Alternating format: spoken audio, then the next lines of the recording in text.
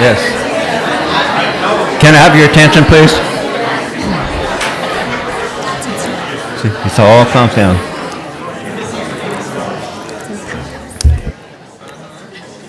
Oh, thank you, boys. Very quiet all of a sudden. Thank you so much. So we now reconvene back into open session. Please stand for the Pledge of Allegiance.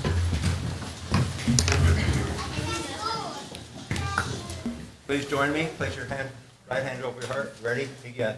I pledge allegiance to the flag of the United States of America and to the republic for which it stands, one nation, under God, indivisible, with liberty and justice for all.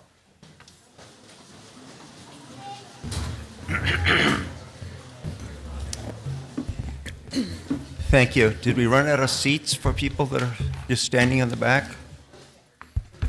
Okay, sorry about that. So I think everybody realizes what the date is today. It is September 11th. And 24 years ago today, we had terrorists attack the United States.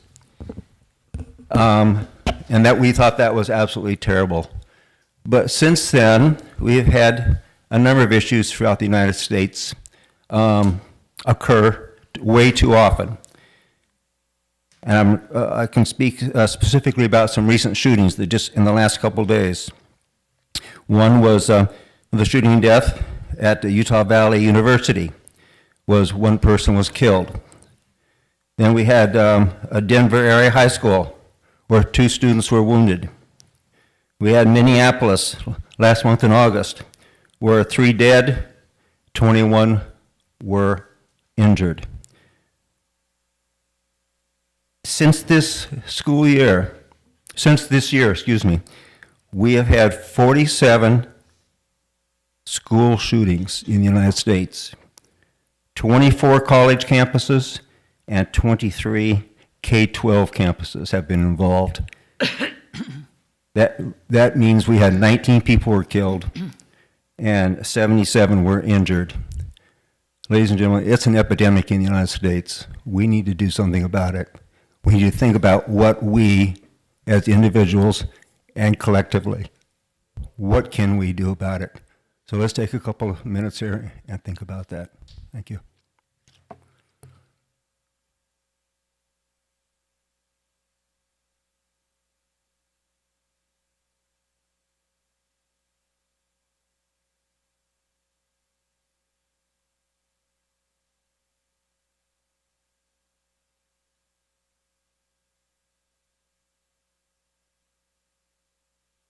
Thank you. We will now have a closed session report read out by the clerk. Thank you. 4.1, no appropriate action taken regarding public employee performance evaluation, Superintendent. 4.2, no appropriate action taken regarding unrepresented employee negotiations. 4.3, the Board of Trustees unanimously approved a settlement agreement with parents providing reimbursement for tuition and services.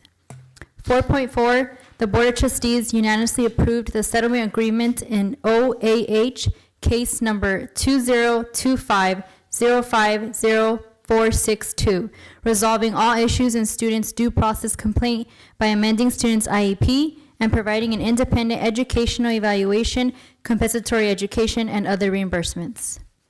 4.5, the Board of Trustees, by a vote of 5-0, approved the settlement agreement in Orange County Superior Court case number 30-2021-011860590-CU-PO-CJC. 4.6, no appropriate action taken regarding negotiations. 4.7, no appropriate action taken regarding personnel. 4.8, the Board of Trustees unanimously voted to dismiss employee HR-2025-26-02. 4.9, the Board of Trustees unanimously voted to make the following appointment effective December 30th, 2025. Amy Kwan, Assistant Superintendent, Educational Services. Congratulations.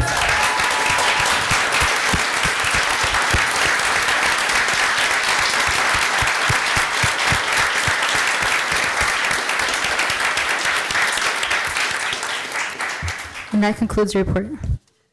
Thank you. Does Ms. Kwan like to come forward?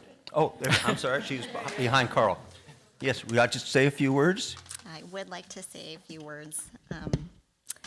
Board President O'Neill, esteemed board members, Superintendent Matsuda, soon-to-be Superintendent Dr. Freed, Executive Cabinet, colleagues, students, families, and community members, thank you.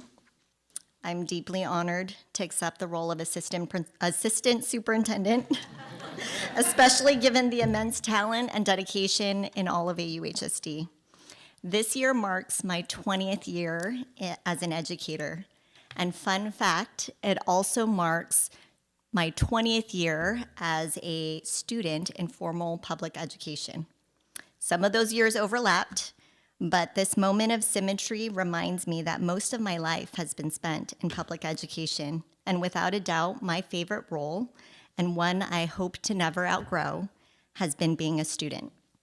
Learning, listening, staying curious, future-focused, and fully committed to the district's mission of making the world a better place. Like all lucky students, I am the product of an amazing educational system. My learning journey in AUHSD began as a principal of Western, where I learned the value of celebrating diversity and building community, which was recognized nationally by Follett for the Capstone program. I also learned about traditions like the bell game. And whether it's the bell game, capstone showcases, or any other community and family events across the district, these traditions show how pride and connection bring out the best in all of us. And when we see our shared identity as community wealth, we all get richer. After Western, I joined the district office, where I had the privilege of working closely with our incredible math teachers as a curriculum specialist.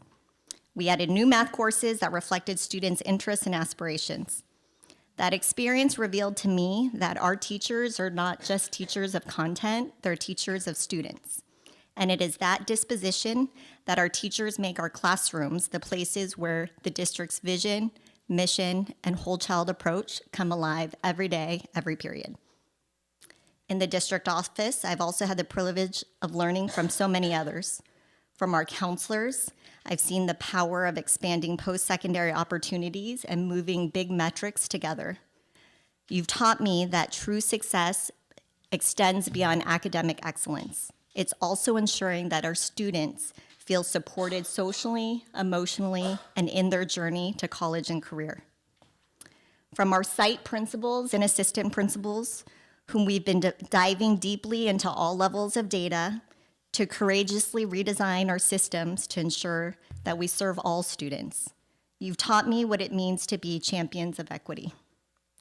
From my Ed Division family, past and present, I've learned what all means. You serve the entire district while still honoring the strengths and stories of every individual student, family, school, and community. And I'm excited to continue the work together. Like every student shaped by great teachers, I too have had mentors who've shaped my view of education and leadership. Superintendent Matsuda, your courage and vision have transformed AUHSD and redefined what public education can and should be. You've shown how powerful schools are when they are engines of equity and innovation, inspiring me to lead with the same boldness and purpose. Dr. Freed, I am grateful for our years together in Ed Division and excited to continue this journey with you as we embark in the next chapter of AUHSD. You've been both a colleague and a mentor, challenging me to grow and modeling what it means to lead with humility and strength. Not only have I been shaped by my teachers at school, but also my teachers in my family. My parents couldn't be here in person today, but I'm proud to share that I am a daughter of immigrants. 50 years ago, my parents fled Vietnam with their young family, my 2 older sisters, just days before the country fell to war. Their resilience and belief in education has shaped who I am, yet I know today's immigrant families face heavier burdens and harsher barriers that can make their path forward painfully uncertain. In today's polarized political climate, this reality only deepens my commitment to ensure that AUHSD is a district where every family feels seen, your strengths are honored, and your students can thrive in every way possible. I'd like to thank my husband, sitting in the back. Thank you for being my partner in every sense of the word. Your patience, support, and unwavering belief in me and in the work that I get to do gives me strength and clarity to lead while staying true to who I am. I know I cannot do this without you. To my sons, Jacob and Oliver, you are my greatest teachers. Each day you remind me to be fearless, inquisitive, and to always find joy. And lastly, I would like to close with a commitment to the students of AUHSD. I love that our student ambassadors are here tonight.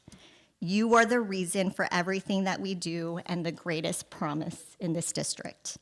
I will continue to lead as one of your students, learning from you, listening to you, and keeping you at the center, anchored in equity, opportunity, and the purpose that we exist to serve you and not the other way around.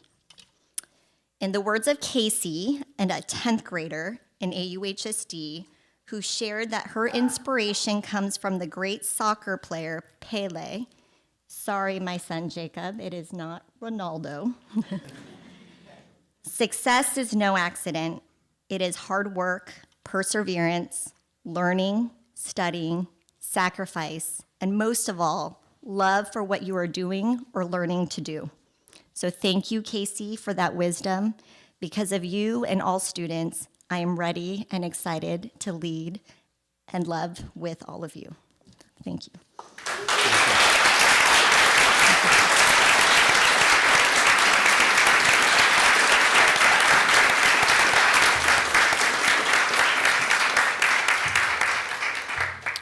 Thank you, Amy. We certainly look forward to having you sitting here at the dais and looking forward to what you are doing for us, the district, in the future. So welcome. Look forward to that. Thank you. Moving on to item 6, recognitions. I will come up to the dais, up to the podium, and board members will have to go for a walk.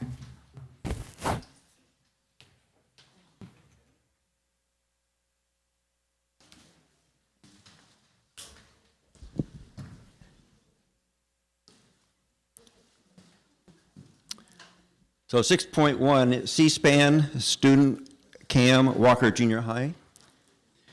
Student CAM is a C-SPAN's annual national video documentaries competition that encourages students to think critically about issues that affect our communities and our nation. This year's theme was Your Message to the President. What issue is most important to you or your community? Walker Junior High School students were the only junior high school winners in the nation, winning the Honorable Mention Award with their documentary, Beyond the Rainbow Ban Synthetic Dyes, DYES.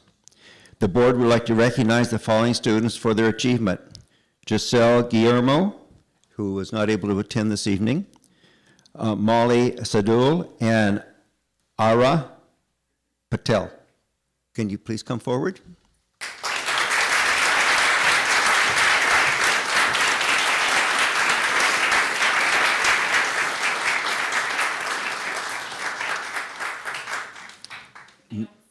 You don't see them. Okay, that's okay. We'll give the recognition certificates to you. And you, yes. Thank you, Dr. Sasai. 6.2, Summer Language Academy. The Summer Language Academy, or SLA, is a Golden Bell award-winning enrichment program that has supported district plurilingual newcomers for the past 10 years. The district has partnered with California State University Fullerton faculty to support this 4-week summer program that has engaged our plurilingual newcomer students in meaningful exploration of language, identity, and culture. Through creative projects that integrate art, music, poetry, critical dialogue. Students deepen their English proficiency with celebrating and strengthening their first language. SLA asks students to connect their personal cultural identities to broader communities, fostering a sense of belonging. The program brings together district teachers, bilingual instructional assistants, Cal State University Fullerton pre-service interns, and AIM student interns as collaborative co-educators who model innovative approaches to language learning. This past summer, SLA celebrated its 10th anniversary of implementation, and we would like to recognize the CSU faculty for their partnership and our district staff and students for their support of this award-winning program. Ada De La Torre, a teacher and SLA administrative support, come forward, please.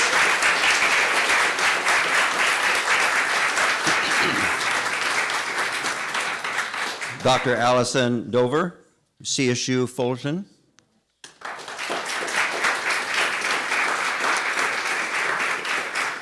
Diana Fujimoto, Director from AUHSD.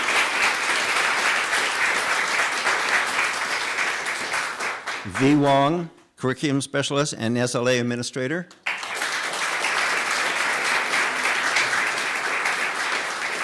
Cynthia Pettit, Retired Director.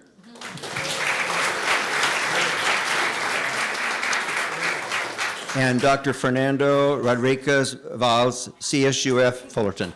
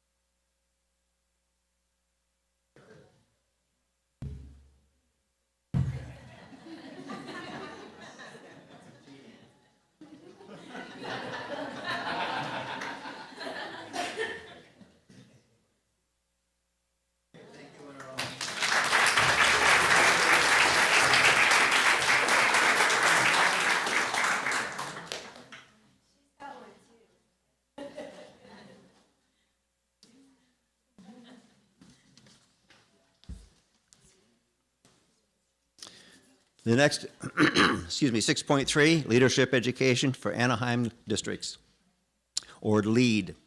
Our partnership with the California State University of Fullerton thrives as we continue to offer a tailored district program for certificated staff interested in obtaining their Preliminary Administrative Services Credential, or PASC. In 2018, AUHSD and Cal State Fullerton collaborated to initiate this program, which saw 20 AUHSD staff members successfully complete the 18-month course. Today, we celebrate the graduation of our third cohort. These dedicated individuals have completed the rigorous LEAD program and are now eligible to apply for a Certificate of Eligibility for Administrative Services or a Preliminary Administrative Services Credential. We commend their hard work, commitment, and determination in reaching this important milestone. The LEAD program is co-led by esteemed CSU faculty and our district administrative cabinet. Our cabinet members serve as co-instructors alongside CSUF faculty for all courses, ensuring participants have direct access to both AUHSD leadership and CFUF professors. This collaboration provides an invaluable learning experience with a focus on equity, diverse learners, English learners, and professional growth. Please join us in welcoming our newest LEAD graduates.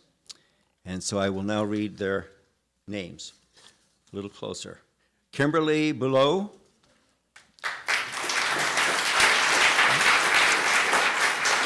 Maybe we'll hold the applause until I read off all the names and they come forward, then one big applause for them.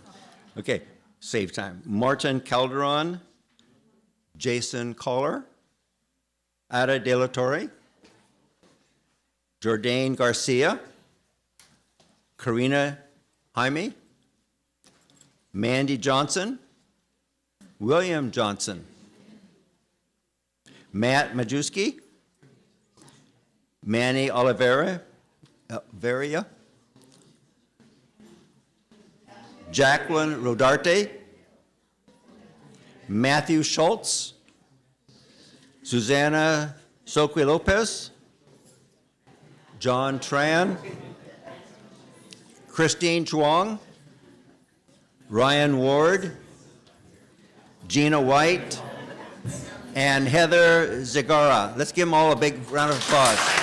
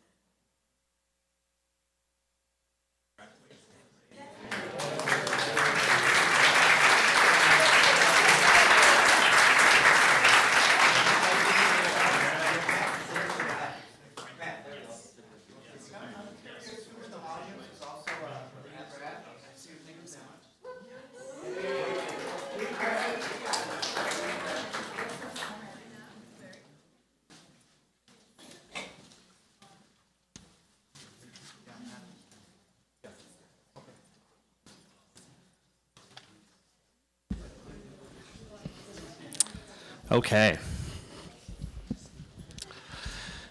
Hello, my name is Matt Majewski, and I'm in my 16th year as a social science teacher in the AUHSD, including for the last 10 years at Catella High School. I'm also a CVA e-learning teacher. I currently serve as a social science department chair at Catella as well. It's such a privilege to have this opportunity to speak for a couple of minutes tonight in front of the school board, especially considering one of our board members is actually a former student of mine, which is a major source of professional pride for me. I'll leave it up to all of you to try to figure out which board member it is.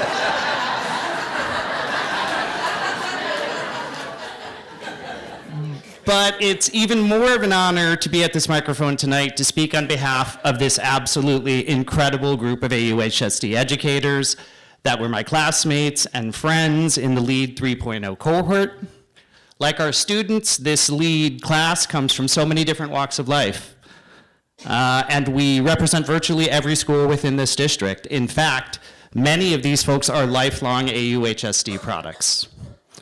Over the last 2 years, I've been absolutely blown away by their brilliance, their passion, their perseverance, and I know every one of us will lean heavily on the lessons we've learned over the last 2 years as we help to lead our district into some uncertain educational times. On behalf of my cohort mates, I would like to thank the board for their support of our class and the LEAD program. I'd also like to extend our thanks to our district administration, who have welcomed us with open arms and really showed us their unique leadership styles. Being a leader isn't about having a nameplate on a door or a personalized parking space, although when I parked in the back today, I admired some of those parking spaces as I came in. It's about being there for our students, our fellow educators, and our community, especially at times when it's needed most. It's about compassion, humility, advocacy, vision, and when times call for it, even vulnerability. In particular, I'd like to thank our co-teachers, Superintendent Matsuda, Jaron Freed, Robert Saldivar, Diana Fujimoto, and Brad Jackson for sharing their lessons in leadership with all of us, and also for the excellent lunch choices. On behalf of my classmates, I'd also like to thank the brainchild of the LEAD initiative, the brilliant Dr. Jennifer Goldstein, whose guidance and leadership were instrumental in helping us to reach this finish line. Jennifer challenged us in so many ways to better understand ourselves as a means of understanding our students, our community, and the sort of leadership that our district and this country need. She is an educational and an institutional disruptor, and her focus on equity and excellence and love for every student is already felt in so many places around this district. Anybody who knows me knows there's no way I'm finishing this speech without at least one reference to my government curriculum. And with the superintendent transition that our district will be making at the end of the year, I think it's only natural for us to consider the legacy as educators that we want to leave behind. Many political experts believe the most enduring impact that a president has is in their choice of federal judge positions, because these justices serve far longer, oftentimes for many decades, beyond the president who appointed them. In that way, they carry on the legacy and the impact of that president's leadership far beyond the chief executive terms.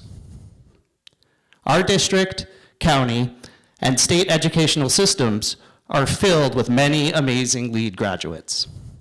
My cohort alone already has numerous assistant principals, curriculum specialists, teacher leads, and even one principal already in our ranks. Every one of these people will be leading the next generation of students and teachers for decades ahead, and they will do so with a foundation built through their LEAD experience. And in that way, despite all of his many professional accomplishments, I feel like the impact of the LEAD program might ultimately end up being the most important and the enduring legacy of Mike's tenure as superintendent. Because the leadership he describes and values and embodies so much resonates in the fibers of so much that we will do as LEAD graduates. Thank you so much for your time.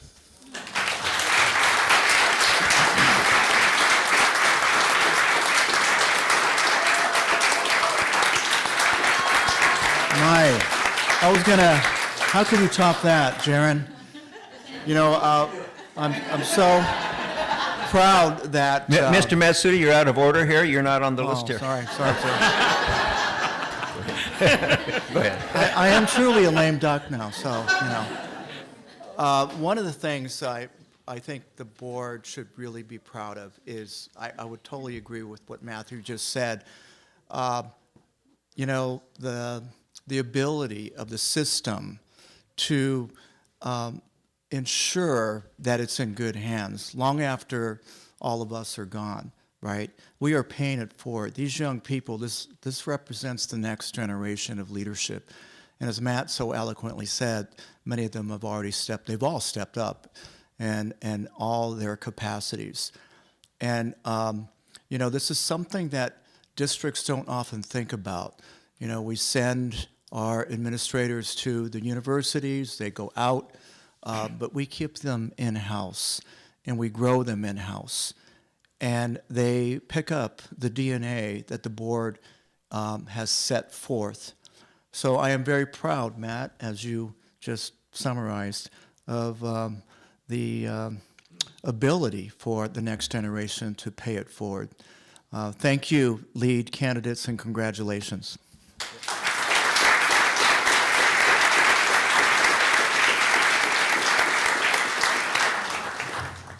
Thank you both. Okay, next item of business is naming a facility, John Lundberg. The board policy 5201, naming a facility, was adopted on April 14th, 2011 by the Board of Trustees to develop procedures for the naming of facilities to honor individuals in the district. As per the Board of Trustees' request, an ad hoc committee was formed to review the proposals and to make policy recommendations to the superintendent for board consideration. The Board of Trustees is requested to approve the request to rename the wrestling room at Cypress High School after John Lundberg. Coach Lundberg served as the head wrestling coach at Cypress High School for 2 decades, from 2005 to 2024. Board, do we have a motion? So moved. Second. We have a motion and seconds. Any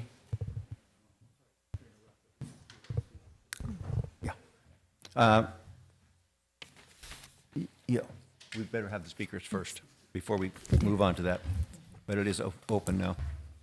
Thank you, Mr. Superintendent. First speaker is Darren Norris. Come to the podium, please.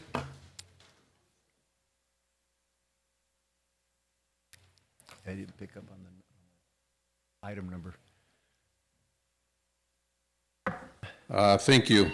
My name is Darren Norris. I was the head girls wrestling coach at Cypress for the last 15 years. I'm speaking tonight to recommend naming the Cypress High School wrestling room after Coach John Lumberg, whose impact on our program and community has been extraordinary. Coach Lumberg spent over 20 years teaching biology at Cypress while also serving as head wrestling coach, building a legacy of excellence both on and off the mat. A Minnesota state champion and NCAA Division II national champion at Augustana College, his wrestling career included international competitions, national titles, and recognition as a scholar athlete. His accomplishments set the foundation for a coaching career that has led Cypress to multiple league titles, CIF success, and state-level competitors, while also leaving an indelible mark on the broader wrestling community. What truly sets Coach Lumberg apart, however, is his mentorship. When I joined the program 15 years ago, there was no girls team, and through his guidance and encouragement, I not only grew into a better coach, but also helped build the foundation for what is now a thriving girls wrestling program. Coach Lumberg has mentored countless coaches, inspired generations of athletes, and earned deep respect from referees, opponents, and peers. Humble, generous, and wholly dedicated to his wrestlers, he has always coached for the kids and led by example. And for these reasons, I can think of no one more deserving of this honor than Coach John Lumberg. Thank you.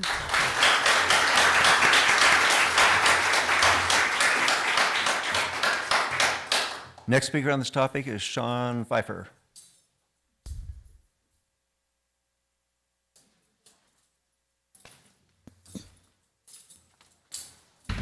Whoops, sorry. Good evening, Executive Cabinet, Superintendent, former Assistant Coach of John Lumberg, future Superintendent. Besides the accolades, I do want to highlight one thing. Before Mr. Lumberg took over the program, 5 years later, he brought women's wrestling to Cypress High School and to the county and led the way. In the 80s, we had one state qualifier. In the 90s, we had one, right? In his tenure, we had 17 state qualifiers plus CIF champions, et cetera.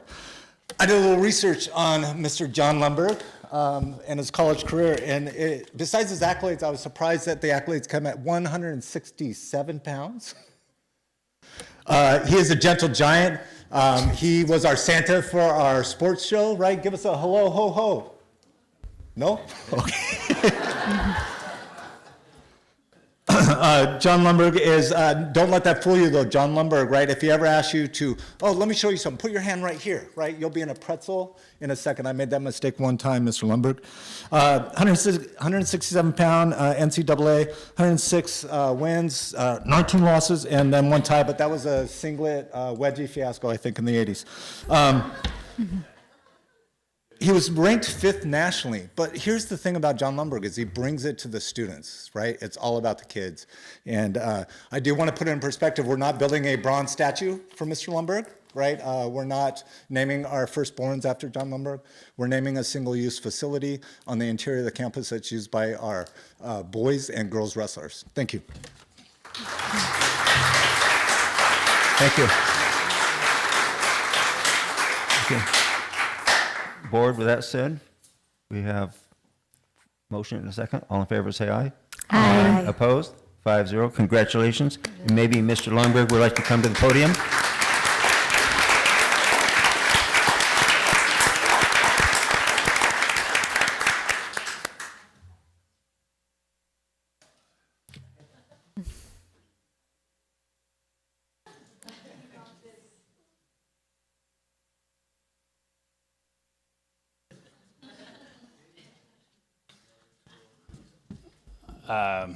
I didn't know I was supposed to say anything, so.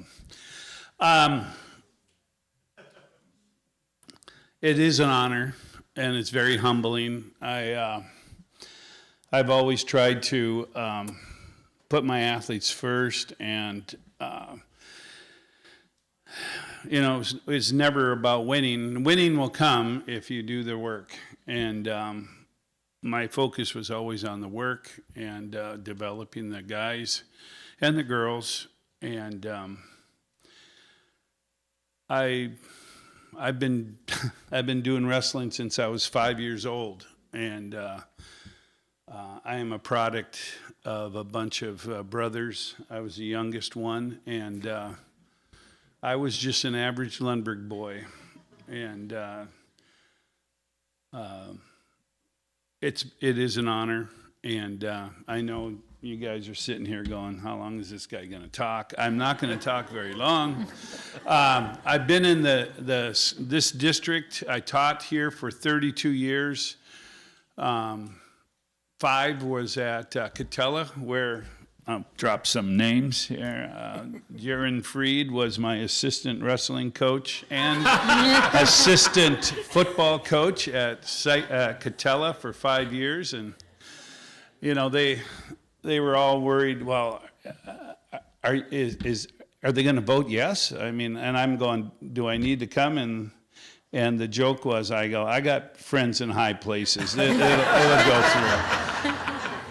So anyway, it is an honor, and I'm done coaching, I'm done teaching, and I'm just making sure our new head coach gets everything done, the paperwork, and everything else that is the hard part of coaching besides getting on the mat and coaching.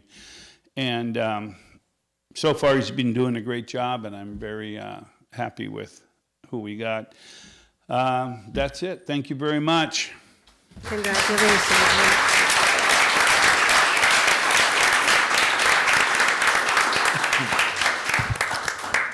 Next on the reports, student speakers are first up, and we have one student speaker, Richard High.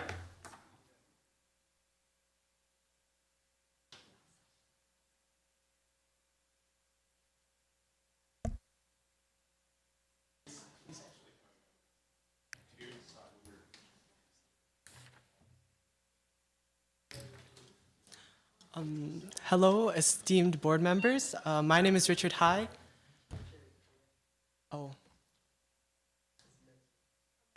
Oh. He's doing his presentation. He's part of the presentation. He's part of the presentation. Oh, He's part of the. He's coming back. Make sure he's also.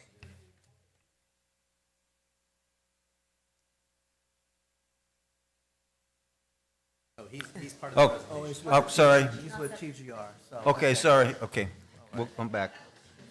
He was on it. He was ready to go. Yeah, he's not a student, though. Okay. Yeah. We'll get back into proper sequence here. Next, I want to recognize our association members, representatives. We have Jeff Morgenstern from ASTA.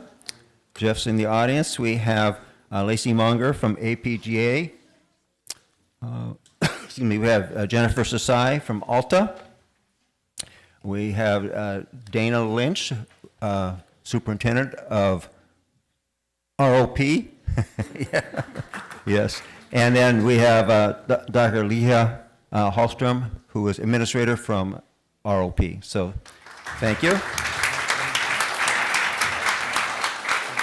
And Lauren Claster, there she is, from Fullerton Joint, as a board member, yes. Okay. Moving on to reports of associations, we'll start with ASTA. There we go.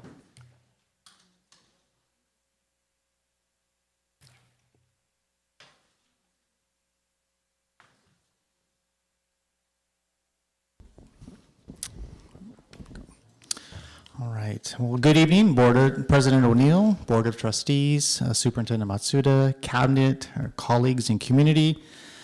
The 25-26 school year provides Anaheim Union with a unique opportunity to bring together the hard work of our students, our teachers, our leadership, our staff, and our community. This is the year Anaheim Union successfully navigates another year of declining enrollment without layoffs. Our plan to honor the loyalty and service of our teachers and reduce positions through attrition is working. This is the year bonds sold from Measure K continue to transform our school sites and district infrastructure. This transformation is a key element in attracting families to our schools by providing the facilities our community and our students deserve. This is the year we enter a critical phase of our transformation through the community schools approach. The fourth year of our $23 million community schools grant is sent to make significant progress toward coherence and sustainability through engaging our 5 West Side school communities and merging together our community school site teams and our school site councils. Also, for the first time, our community school steering committee will begin to work hand in hand with our LCAP steering committee to ensure we are genuinely understanding both the assets and needs of the students, families, and staff of the Anaheim Union High School District. This is the year we begin to build a coalition of public school districts and labor unions to not just protect, but to expand the role of public education in our democracy. It's a time to roll up our sleeves and unite and lead the effort to push back against the attacks on our communities and our profession.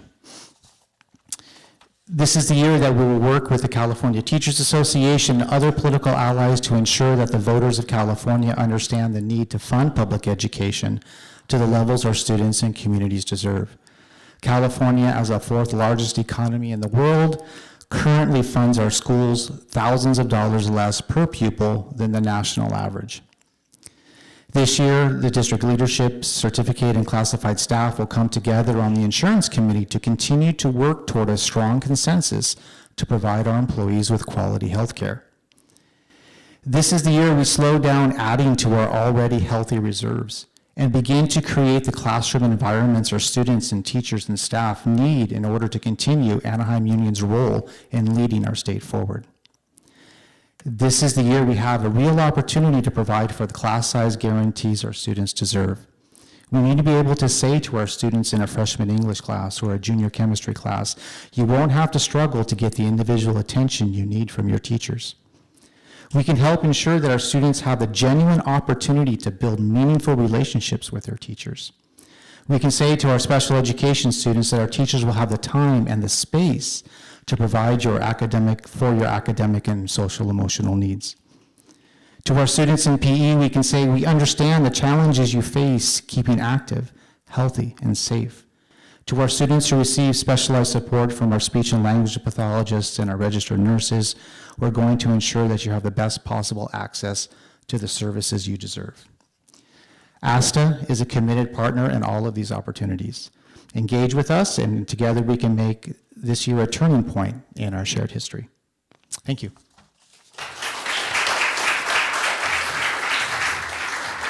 Lacey Munger, APGA.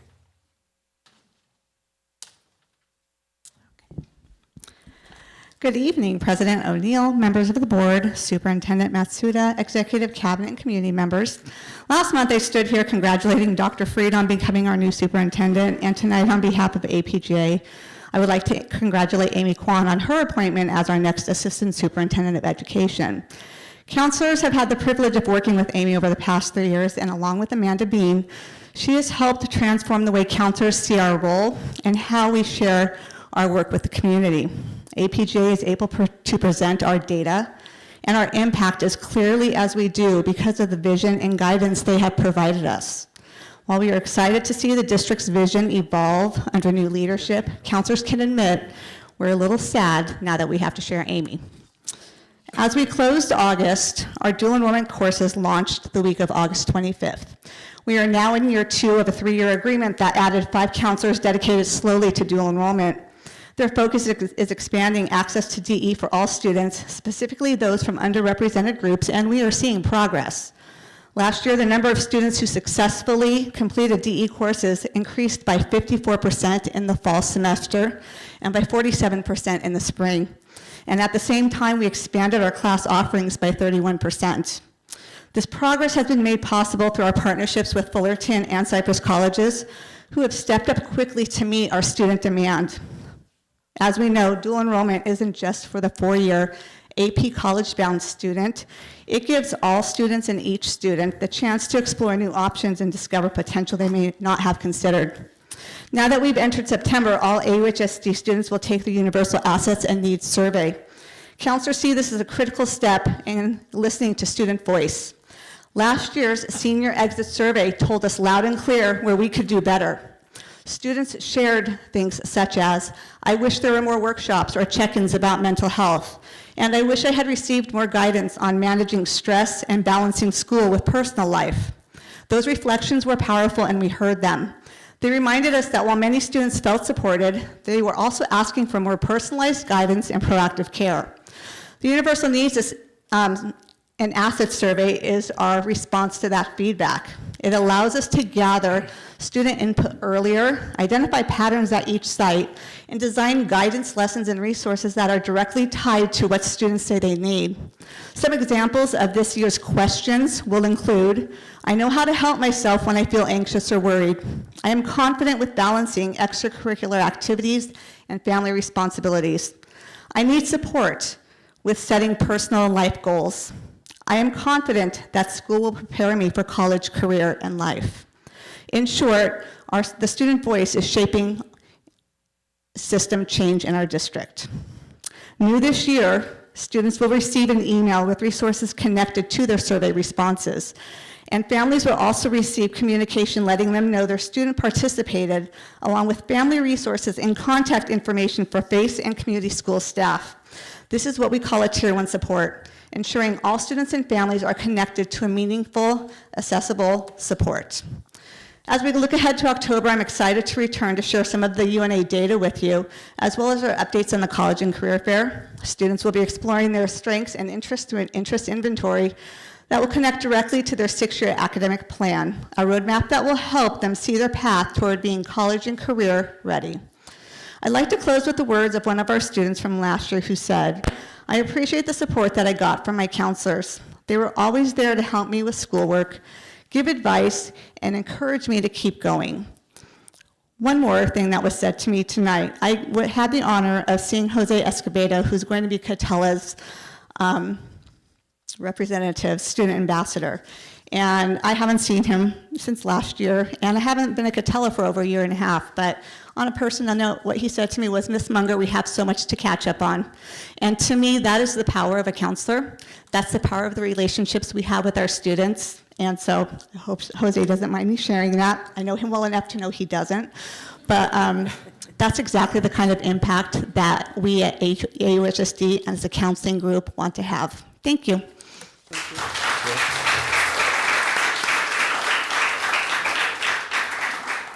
Dr. Sasai from Alta.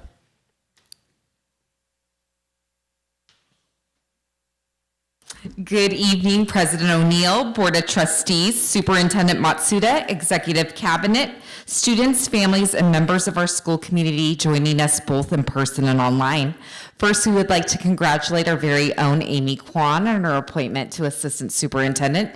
Your brilliance, data-driven, and just care for all of us will continue to drive our district. So we congratulate you. We are pleased to present the following highlights of student success and community engagement from across the district. Yesterday, staff members from across the district participated in a Pedagogy of Voice Institute led by author Shane Safir, Marlo Bassick, and Shaswan Jabbar. The session was a tremendous success, fostering collaboration and reflection as educators plan to further empower student voices in the classroom through street data. Here are some school highlights as well. Loera High School has had an inspiring and eventful few weeks. They were selected to participate in the 70th Happiest Hours, a celebration of Disneyland's 70th anniversary, which included a memorable movie night for students. Homecoming Week was a major success, featuring spirited dress-up days, a vibrant all-school assembly, and a victorious homecoming football game where the Saxons won 42-22. During the game, the community honored the memory of Coach Wes Owens by recognizing his family at halftime. The week's festivities concluded with the well-attended and enjoyable homecoming dance. Orangeview Junior High and Western High School are making great strides in their new 7th through 12th model, focusing on building a unified campus community. They successfully launched their first combined 7th to 12th grade club rush with offerings tailored to junior high, high school, and all students. The campus broadens students' global perspectives by hosting visitors from Japan for one day and from France for a 2-week exchange. Mentorship programs like LinkView are thriving, with mentors supporting 7th and 9th grade students to ensure a smooth transition. Oxford Academy continues to achieve academic excellence on a national scale. U.S. News and World Report has ranked Oxford Academy the number 2 public school in California, and the number 14th public school, high school in the nation. This recognition is a testament to the dedication of the exceptional staff, students, and families. Magnolia High School has launched a new community channel for the Sentinel community. On Friday, September 5th, MAG TV aired its first episode. Spearheaded by Mr. Black and his video production students, MAG TV will serve as the main information hub for students, staff, and families, with plans to become a daily broadcast that covers school events and community news. Cypress High School celebrated a historic community milestone. The Centurions hosted their first ever home varsity football game on campus, creating a memorable and unifying experience for the whole community. Our staff continues to show extraordinary dedication to improving the student experience through innovation and collaboration. We thank you for your support and look forward to another month of achievements in our schools. Thank you. Thank you.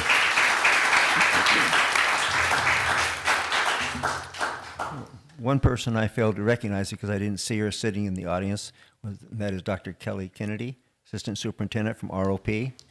Dr. Kennedy.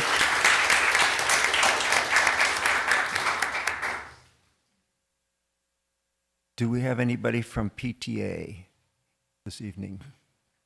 Nobody? Okay, thank you. Okay, next, 9.1, introduction of the 2025-26 student representative to the Board of Trustees. The position of student representative to the Board of Trustees was created along with the Student Ambassador Program 20 years ago. The student representative to the Board of Trustees represents the students of AUHSD and reports on student activities throughout the district at all regular board meetings. And this person I would like to have come to the podium, and her name is Leah Garcia from Kennedy High School.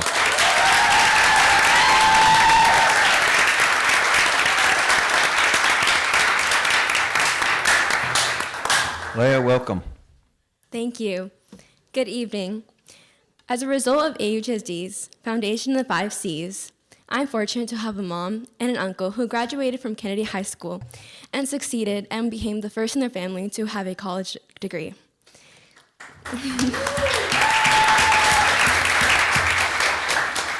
My immigrant parents worked hard to obtain education and give me opportunities that I know many students struggle to obtain without the proper support.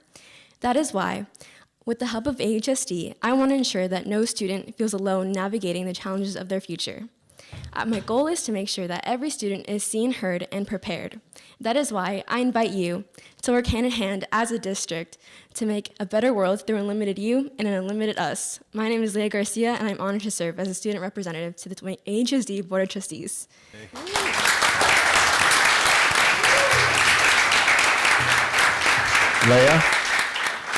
Leah, you're supposed to sit over here.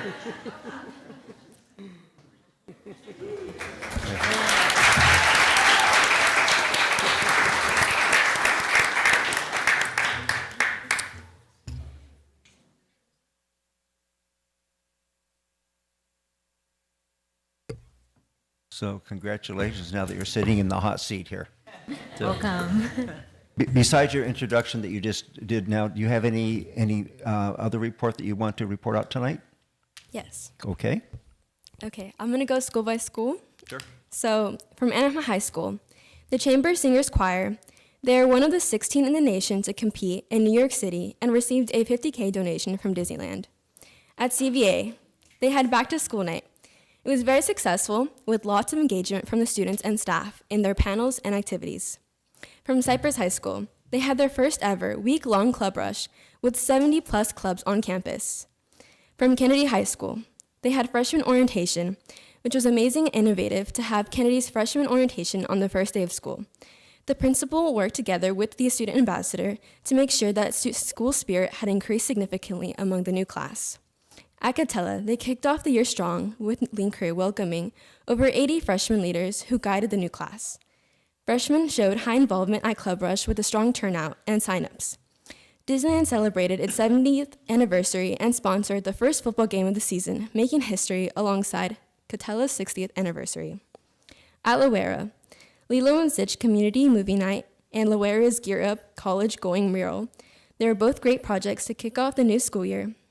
Loera's community enjoyed a night filled with all sorts of fun brought by Disneyland, and Loera students will be found with inspiration by the college mural on campus.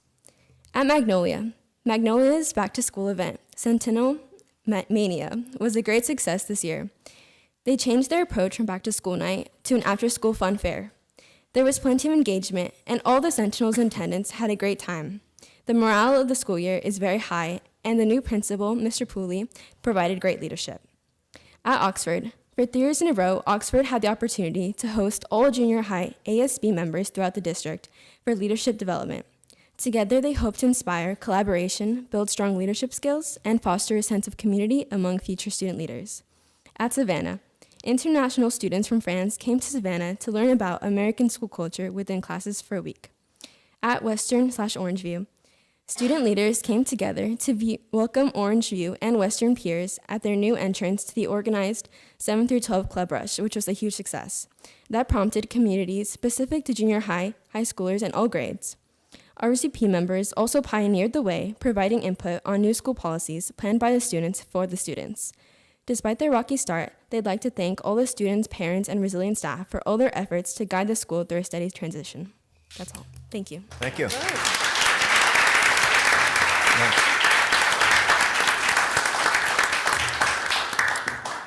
Good start. Very good, thank you. Next up is 9.2, introduction of the 2025-26 student ambassadors.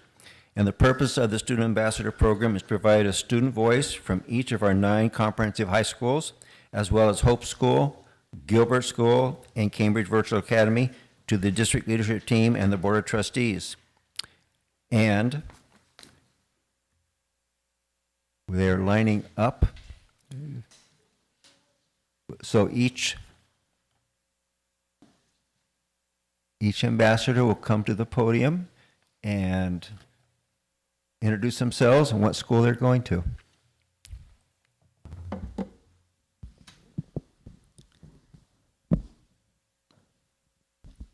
Founded in 1898, Anaheim High School is the 3rd oldest high school in the entirety of Orange County, carrying more than 125 years of rich tradition and pride.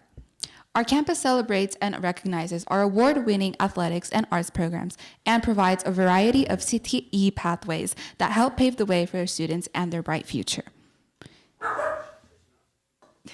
This year, my goal for Anaheim is to give the students a stronger platform to raise their voice for their concerns, thoughts, ideas, because when students feel heard and connected, they feel motivated to succeed. I invite you to attend one of our events and experience the colonist spirit for yourself. My name is Paulina Alcalá, and I am this year's Anaheim High School Student Ambassador.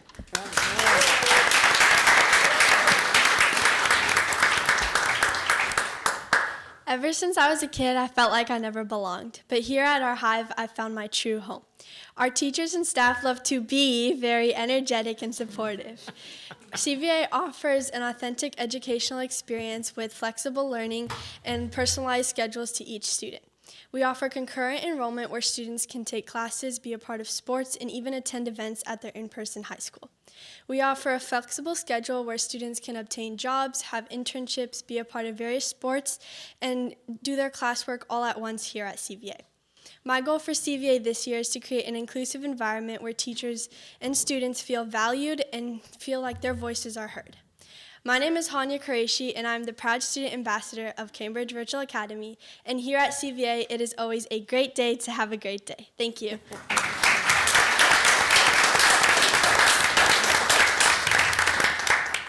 Good evening, everybody. Ever since I was young, I've been involved in some sort of leadership and interest in the community, starting off with student council in elementary school, ASB in middle, and now ambassadorship in high school. Service has always been a great part of my life. My why for this year is community, helping students feel linked not only to their schools, but to the district and the bigger picture of where their education is headed. After taking the first initial leap, Cypress has systems, allies, and resources in place that take students above and beyond. Just like the Roman centurions who stride forward confidently on their own paths, Cypress High School creates one that students can continue forward and build upon. We learn with empathy, innovate with purpose, and dream together. My name is Parsmi Rajput, and I'm thankful to represent Cypress this school year, hoping to bring together student and family experiences so that everybody feels a part of the conversation. Go Cypress Strong.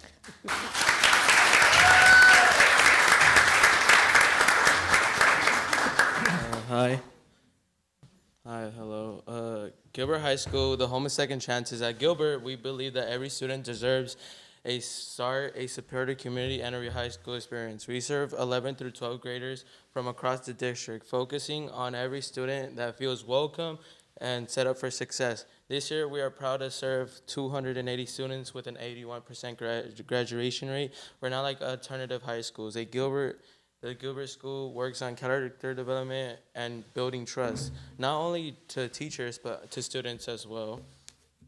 But across the entire community, we had a reputation as a school where the bad kids go, but we're trying to change that opinion. In fact, we just finished recording a highlight video to show the amazing programs and opportunity at Gilbert. Stay tuned, you will see why we are proud to call Gilbert home. My name is Joshua Ramirez Gonzalez, and I'm happy to be Gilbert's ambassador for this year.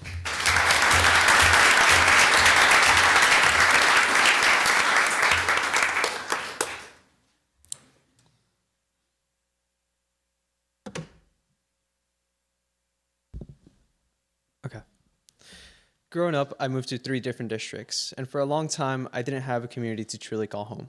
That all changed when I came to Anaheim. Here, I got involved. I was welcomed with opportunities to grow and opportunities to get involved. And that all helped me grow pride in calling this place home. Now, as ambassador, I extend that gratitude by serving my students at Catella High School.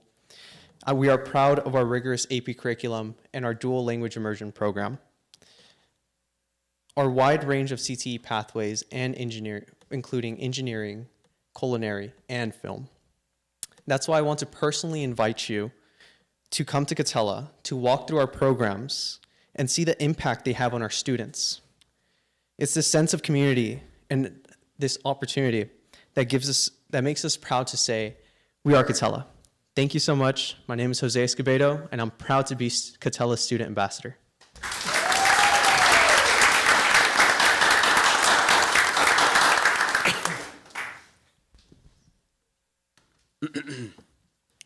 Kennedy High School is more than a place of learning. It's a community of leaders and changemakers. With our International Baccalaureate program and recognition towards the Civic Engagement Award, Kennedy stands out for academic excellence and service. Our goal is to ensure that every student receives the attention they need by making sure that their voices are heard, by fostering collaboration, and ensuring that their decisions reflect the needs of our diverse community. I am honored to serve as Kennedy's student ambassador. My name is Kaiten Lee, and thank you. Go Irish.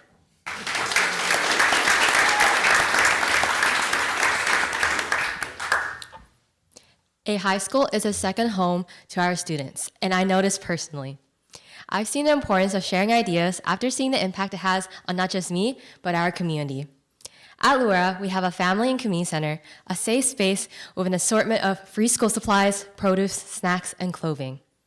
Our students have the opportunities to get hands-on experience, such as the only U.S. Bank internship in this district, drones pathway, certified nursing assistant pathway, and more, all on campus. With this, it is my duty as ambassador to bridge gaps through our RSVP and Bridges Club. Collaborating with our teachers, staff, board members, and students, we can make this a reality. My name is Pearl Ta, and let's build a future, Saxons!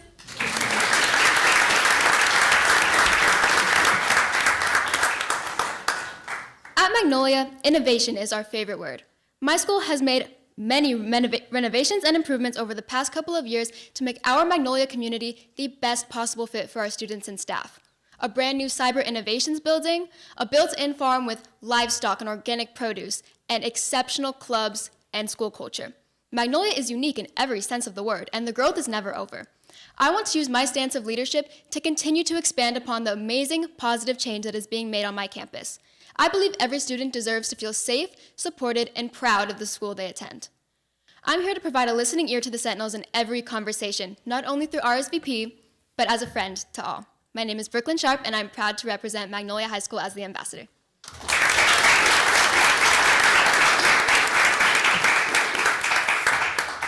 When I first came to Oxford, I fully believed in the stereotype that this school was just for nerds. However, but as my experience here has completely changed my perspective. Sure, I still see students in the hallways with their head buried in their textbooks, but I also see CIF champions staying late after school perfecting their athletic game. I see international HOSA and FBLA champions representing not only our school, but also our country. Here at Oxford, we have each student selects a career pathway, business, engineering, computer science, or biotechnology, and follows a 3-year course sequence that builds real-world skills and industry experience. At Oxford, we're more than just students. We're future CEOs, future engineers, future researchers, and so much more. Oxford's mission to prepare students to lead an evolving global society has shaped my own leadership. I strive to not only advocate for my peers, but also model the empathy and service that define our community. My name is Allison Chung, and I'm honored to be the representative of Oxford Academy.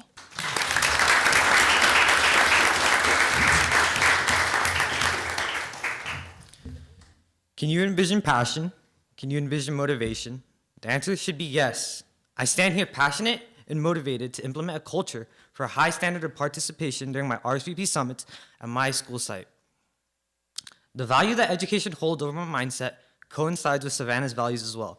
Savannah, a strong school and career pathways, boasts the ROP program in which its medical program maintains high levels of achievement only seen at Savannah. With many students graduating with the certification and the hard and soft skills of a nursing assistant and medical assistant, these students are able to be compassionate, communicative, and hold a level of hospitality that resembles a good human being. There are only too many compliments that I can give about Savannah, in which I hold pride in being Anthony Higa, the Savannah Student Ambassador, and a rebel. To which I want to end with, I ask you guys to join me in this upcoming school year to be as passionate and as motivated as me in the betterment of yourself, but for the betterment of the students in AUHSD. Thank you.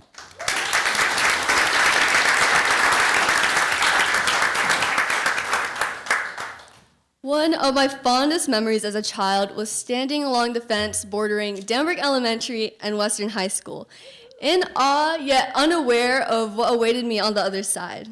You see, I've always envisioned myself at Western. It's my pride and it's my home. Today, I'm truly honored to pioneer the opening of the first comprehensive 7th through 12th school in AUHSD.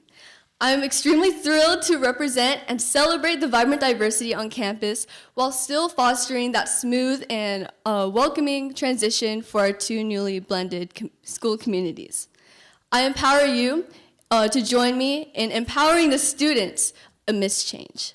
I am Ann Irish Luzadas, Proud to represent Orange View Western, home of the Panthers and Pioneers. Thank you.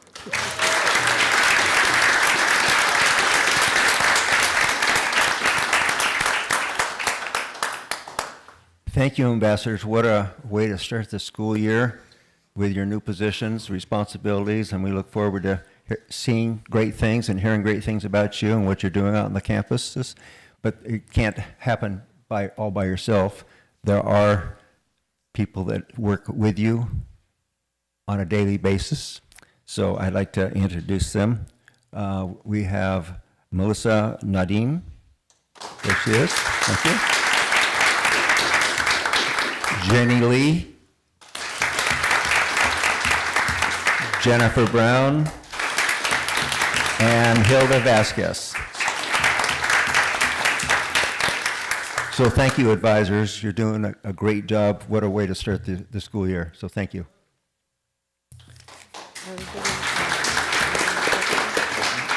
Yeah.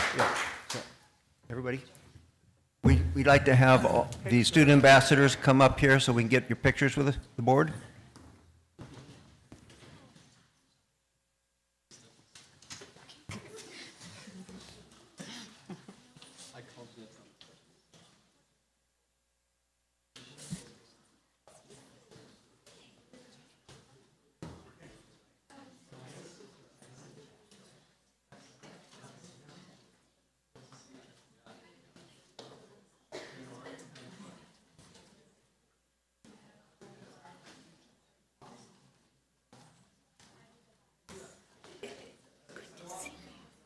Beautiful.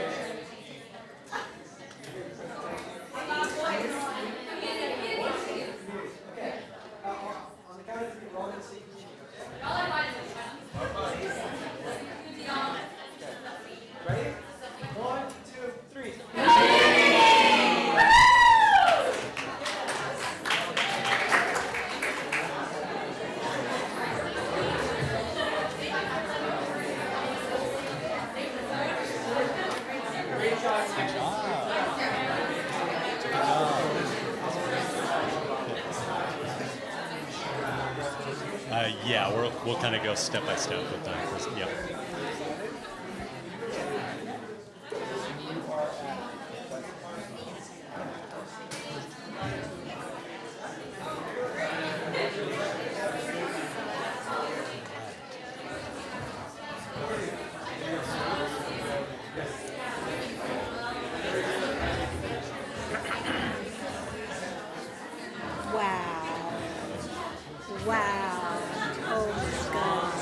Very strong start, yes.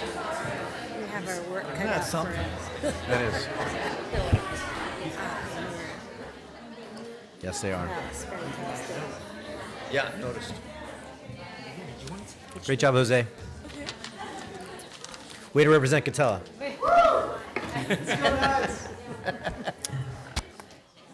My goodness. Okay, moving on. Next is the TGR Foundation collaboration. The TGR Foundation has been a longstanding partner of the district and plays a key role in the Anaheim Collaborative. And Dr. Freed is going to take it from there. Yes, it is my pleasure to introduce Scott Rendell, our coordinator of 21st Century Careerists. He'll introduce the team that's going to be presenting and talking about the great work of the collaborative with TGR. Perfect. Thank you, Dr. Freed. And throughout the presentation, we'll introduce our teammates that are up here with us. Good evening, Board President O'Neill, trustees, Superintendent Matsuda, members of Cabinet, and our community here and in person and joining us online. It's been a night of celebrations, and we hope to bring you some more to celebrate tonight. I'm thrilled for our team to share tonight's presentation, which truly demonstrates the power of collaboration. Through the Anaheim Collaborative, our students benefit tremendously, not only from our college and university partnerships, but also from organizations like the TGR Foundation and North Orange County ROP, whose missions align closely with AUHSD's vision for preparing every student for success in both college and career. While the AIM program and our partners provide incredible opportunities, such as career exploration field trips, mentoring, and work-based learning in the community, we are also deeply committed to integrating these experiences into daily classroom instruction. Tonight, you'll see a strong example of this approach in action. This work reflects our district's focus on community-based learning and on developing students' voice, purpose, and agency. I'm especially proud to share the reach of this initiative. In just our second year of implementation, we engaged 450 students across Kennedy, Savannah, Magnolia, and Western high schools through these efforts. Without further ado, let's dive into the details. It's my pleasure to introduce John Lee, Senior Vice President of Programs and Education at the TGR Foundation, who will share more about our work. Thank you, Mr. Rendell. Good evening, President O'Neill, esteemed Board of Trustees. Shout out to Ms. Garcia as a student rep, Superintendent Matsuda, and to the executive, I almost said executive chamber. Apologies, but to the senior leadership of the district, want to just really thank you for the partnership. It's my honor and joy to shine a light on this example of collaboration that's getting national visibility. So I'm going to talk about a little bit about our framework. At TGR Foundation, our mission is to empower students to pursue their passions through education. Many of you have walked the halls of our learning lab not too far from here, where for almost 20 years now we've offered different STEAM-based enrichment activities, college access curriculum. We have our Earlwood Scholar Program, and we do professional learning for educators. Over the last 3 years, we've really honed in on the career-connected learning framework. It's very simple. Just on the slides, you'll see that as we think about everything that we do at the Learning Lab, we look at how we can focus and give rich learning experiences to students to learn about work, learn through work, and learn at work. And today we're going to particularly highlight this Career Explorer program. We're entering our third year of this program in partnership with Providence, AUHSD, and North Orange County ROP. In terms of the programmatic components, we wanted to make sure that this was not a one-off, we do a cool field trip experience here and that students forget about it. The way that we approach this particular Career Explorer program, working with 450 students who have expressed some interest in healthcare, we start off with a little kickoff video, and then we do a career panel event at the Learning Lab, where I'll talk about this a little bit more in detail in a moment, but we give students an opportunity to hear from industry professionals, hear their stories, their trajectory, so that they can start to see what's possible. We talk often about you can't be what you can't see. So we want to give our students a chance to see all kinds of different career paths. We then follow that up with a 5-class in-class lesson sequence where we launch an industry challenge to the students using real-world data and put it forth to the students to say, in community health, let's take a look at this data across Orange County, look at some of the biggest challenges, what are your best ideas, and empower them to research and then ultimately present their pitch in terms of how to improve community health outcomes across Orange County. That then leads to a student showcase competition, and then this past year we were able to do an industry visit. So just looking at that framework of learning about work, learning through work, through some of the problem-based, profession-based projects that they're working on, and then taking them to the industry sites to learn at work, in this case, having a chance to visit St. Jude Medical Center. Last November, we had hundreds of students from those 4 partner high schools come to the TGR Learning Lab, and they participated in a career panel event where we had 8 different medical professionals from the Providence network.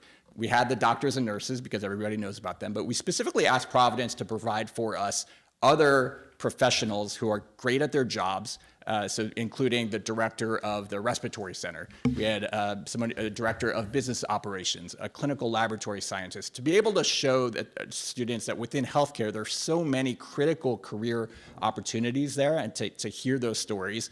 We coupled the career panels with some professional networking time where our students had a chance to go and talk to the industry professional they were most interested in. And then we rotated them through a fun, hands-on TGR Learning Lab activity with that. So here's another picture on the screen. Some of the student outcomes, when we take a look at our survey data very seriously, we did a double take when we saw some of the survey results where 99% of the students grew in their awareness of careers in healthcare. 97.5% said that this program helped them understand better the day-to-day life of healthcare professionals, and close to 95% said that they got direct insights into different healthcare careers from this particular career panel event. After we did that, that's where we did the learning through work, putting down the industry challenge, where we centered it on the Community Health Needs Assessment report that Providence puts together every 3 years, where they look at quantitative and qualitative data that impacts community health across Orange County. And students learned how to look at this data as a healthcare professional. And then we put forth a challenge to them. What are your best ideas to solve these problems? Each class that participated in this then sent a representative group. This is where the competition part came in. And students came and gave their best pitches to a panel of community health professionals. We awarded winners from each school. And the winning teams earned not just a pizza party for their class, but had a chance to do a learning at work activity. So back in April, all the students you see there were winning teams from their schools from the Student Showcase competition, where they got a private tour of St. Jude Medical Center and having a chance to visit different departments and get some more insights from industry professionals there. I want to note the bottom two pictures in the bottom right, might be hard to see from where you're sitting, but that's the Hyperbaric Chamber Center at St. Jude Medical Center, and the gentleman in the blue is the director of that center. The young man in the bottom right was the brave volunteer who you'll actually get to hear from next, so you could hear from the student perspective. And so it's my honor to introduce our first student speaker, Richard from Magnolia High School.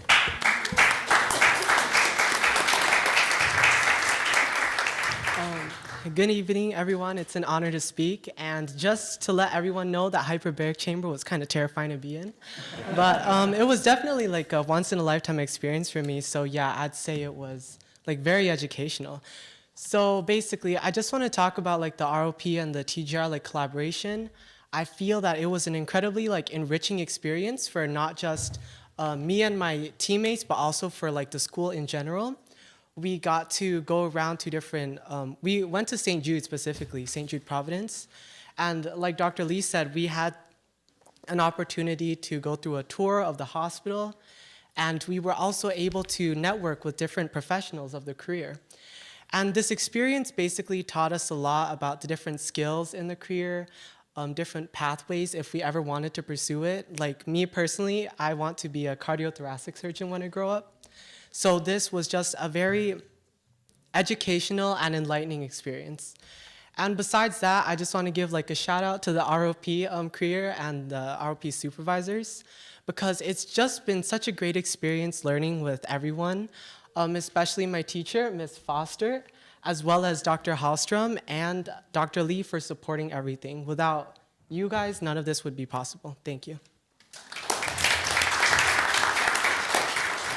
And next up, I'd like to invite Sierra Martin from Savannah High School to come be our second student speaker.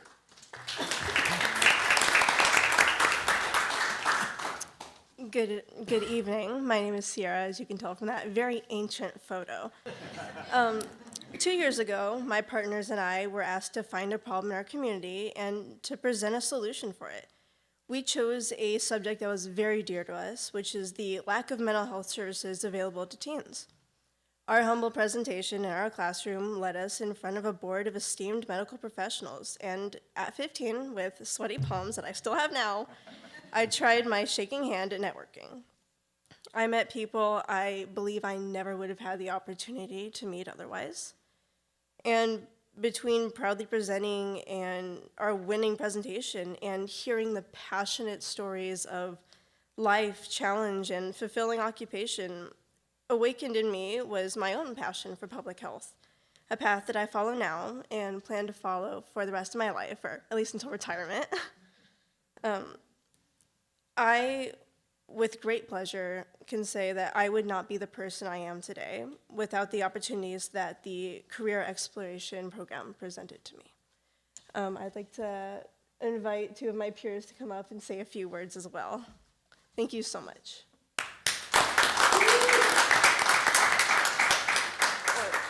One of my peers.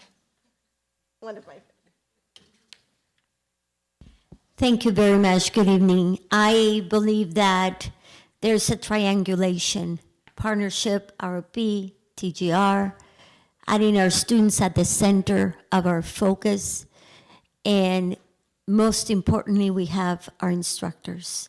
And I want to recognize our instructors that have been responsible in really leading the way and trusting the process that this was going to be best for students. So I'd like to introduce Ms. Nubia Diaz, Kennedy High School, Ms. Danielle Governo from Cypress, then she was at Savannah High School, Ms. Brooklyn Chadwick, Savannah High School, Ms. Shanice Garcia from Esperanza, then Kennedy High School. Thank you so much. Thank you so much. And I know Ms. Danielle Governo will have a few words.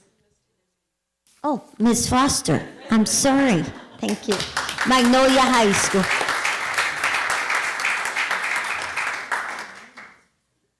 Well, she kind of took my job. I was going to introduce my colleagues, but she introduced everybody. Come on, colleagues, come stand next to me, please. They're my emotional support friends. Okay, so again, my name is Danielle Governo. I've been with ROP, and I'm proud to stand up here and represent ROP. It's a great opportunity. I am myself a prodigy of ROP. Right outside of high school, I went and I got my CNA through ROP, as well as my acute care CNA and my vocational, nursing license through ROP. So I am all for it. I think it's such a great program. The past 3 years, I was over at Savannah helping rebuild up a beautiful pathway, a medical pathway with Brooklyn after the COVID pandemic. There was a lot of pieces to put together. And this year, I am starting a new pathway of nursing assistant over at Cypress. So it's really exciting. But basically, what I wanted to say, I was going to introduce, throwing off my whole speech. Thank you, Dr. Hallstrom. We teach our students many things. One thing is opportunity presents itself, we always take it. Knowledge is the greatest superpower we can ever have. 2 years ago, when my fellow colleagues and I sat around the table with TGR, an amazing pilot program began. Another thing we teach our students is that growth comes from being uncomfortable. And that's what this program did. It allowed our students to critically think, apply research and knowledge that they have obtained, and allow them to go into their communities and ask questions. This program also provided a look into the real world of healthcare professionals. Students had the opportunity to sit in front of a panel of prestigious medical professionals and to be able to talk to them and gain real valuable insights. They were also able to go on a tour at St. Jude's, as you guys saw the pictures, and there's nothing compared to being able to walk through a hospital and get to talking and seeing equipment instead of watching it on a screen. There's a vast, vast difference of that. When we are able to collaborate and create a space for our students, we challenge them to think bigger. We can create growth and opportunity for them. So we just want to give a huge thank you to AUHSD for providing us this time to express how amazing this program was. We also want to thank North Orange County ROP for allowing us as teachers to basically build these incredible partnerships and support our students with their eager enthusiasm into the medical world. And finally, thank you, TGR, for truly opening up your space and your hearts for this incredible program. We truly appreciate your time, you guys. Thank you.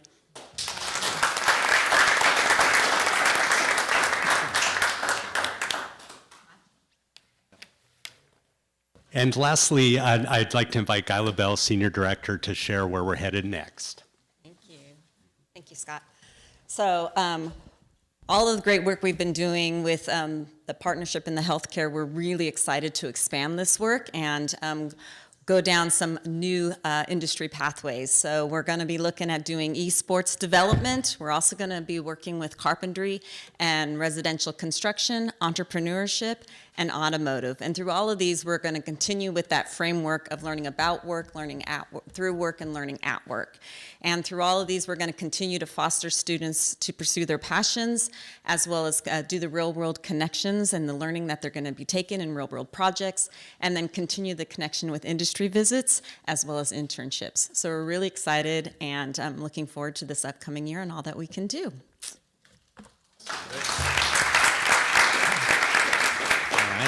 So that concludes our presentation. We'll be happy to answer any questions that the board has. Anybody have any questions?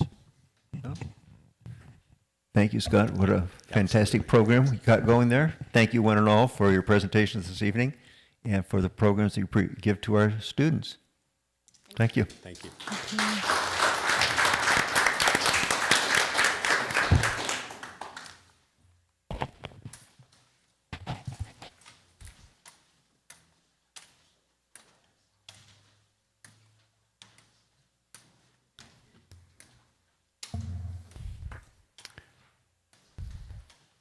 Next, we have public comments, open session items.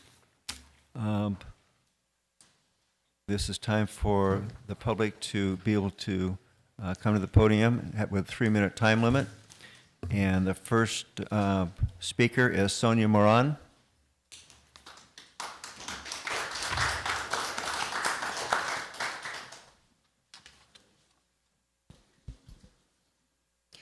Good evening, Superintendent Matsuda, President O'Neill, Board of Trustees, Cabinet, everybody here and online that's joining us. My name is Sonia Moran, Brookhurst's parent, and I just wanted to take a moment to express my gratitude and appreciation for providing a safe space during the Brookhurst and Savannah High School Community Voice Circle for parents and school staff to come together and express our worries, our anxieties, our fears. And this was regarding the safety of our schools and students due to the immigration raids. Our families expressed through raw emotions filled with tears and fear their concerns about a real threat and sense of safety, racial hostility, mental health, and financial strains that this current political climate has brought upon them. These spaces are very much valued and needed.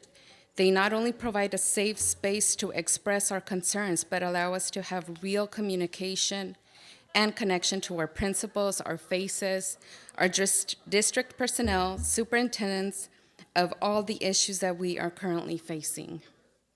I would like to recommend that we continue these types of sessions at other schools, and also that they be provided through Zoom for those families who are still fearful of joining us in person, so that they too may have a chance to express their views.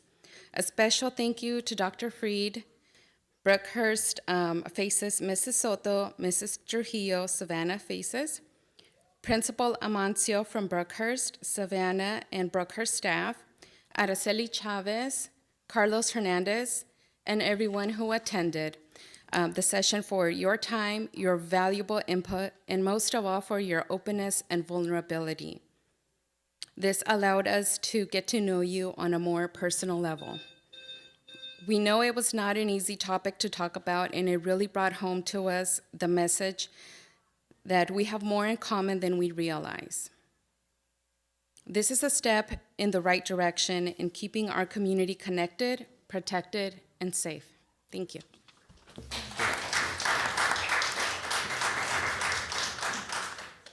Next speaker is Matzo. He was here earlier. There he is. Got the hand off the wild animal there, huh? Service dog. Kualitutaki, good afternoon. Nitoka Masa. My name is Running Deer. That's the Mexica clan name. I just want to take the time and speak about my cousin Armando Rizaba. He taught at Catella High School. He was a coach at Catella High School. He was an alumni from Catella High School, alumni from Chapman University. He is in the Hall of Fame, and he would always tell us, but I never had the chance to go and see his name on there.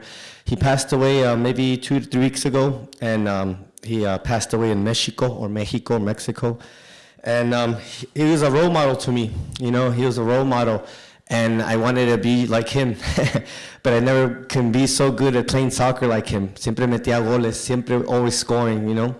And I wish I would have gone to his 50th birthday, because he moved to Riverside, close to one of those Indian reservations over there, and he said, "Hey, ¿por qué no fuiste, güey? Why didn't you come? Why didn't you come to my birthday?" I forgot. I know I told you on Thanksgiving Day or Thanksgiving Day that I was gonna go, but I had a sweat lodge. I had to go to a sweat lodge, and I had to pray for people. That's what I do. I pray by singing. I am an enrolled member of the Tongva Nation. I don't really like to share that, but I think this is a historical moment, a prayer for everybody right now because of what happened yesterday to the brother in Utah University. A lot of politics going on, so I pray for everyone. We need healing. I know there's a lot of people like just politics and drugs, alcohol. It's really sad. It's really hard. It's affecting a lot of us. Mando Rizaba left a daughter, my cousin, my niece, Tatiana. She's actually a teacher in New York. She's part Caucasian and part Mexica, Mexican. And the dad would always tell me, my primo Armando, "Hey, I know she's part Gabacha. I know what they've done to our people, but hey, she's one of us, and we need to heal, and we need to teach her her side, her tribal ways." So I had the chance to finally say, "Hey, well, I'm glad that you graduated from Harvard Yale University at 22 years old, and I know you've been wanting me to give you books, but I'm not going to give you books. I'm going to take you to the AUHSD Nation, San Juan Capistrano, and show you the traditional village, and the language is Yuto, Aztec, Nahuatl. You're part Mexica, Mexican Indian. Maybe you consider yourself Chicana, and we're not Hispanic, we're not Latinos, we're not colonists, we're not settlers, but I know some of us have that blood, even including myself. And that's the part that I didn't even know, that I was part white. I never knew my father. It's another story, but it's all connected. We're all related. And Armando Rizaba, you're still here in the spiritual way. They gave me 2 Aztec dogs, Cholos Quincles. It came to me 2 days after he passed away. But just like how we raised money, we said, let's rest his body, bring him back from Mexico back over here. And Senator James Ramos would say, let's rest, I said at the funeral at the viewing, let's rest the Native Americans also in the universities like Cal State Fullerton. There's a lot of remains and boxes. And those Native Americans are our cousins, our relatives. How would you feel we went to your Europe and take your bodies and then have them like trophies? We're not trophies, so let's rest in peace. All our relatives in the universities, Armando Rizaba, si se puede, you did it, scoring goals and good role model. Thank you guys so much. Thank you, Martin.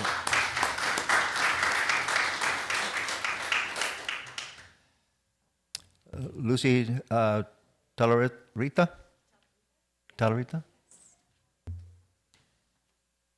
Good evening, board, and all of you here.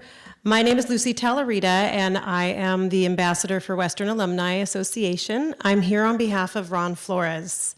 He's at the Western football game selling these shirts. So I had to be here for him again since I'm ambassador. So first off, I just want to say, please, we're doing a town hall meeting, first notice, hosted by us, the Western Alumni Association. That would be next week, October 4th, it's a Saturday, and it's at 12 p.m., and we're having it at Kino's Restaurant. It's at Magnolia and La Palma, 2661 West La Palma. So I am telling you about the first one, and the second one is that following Wednesday.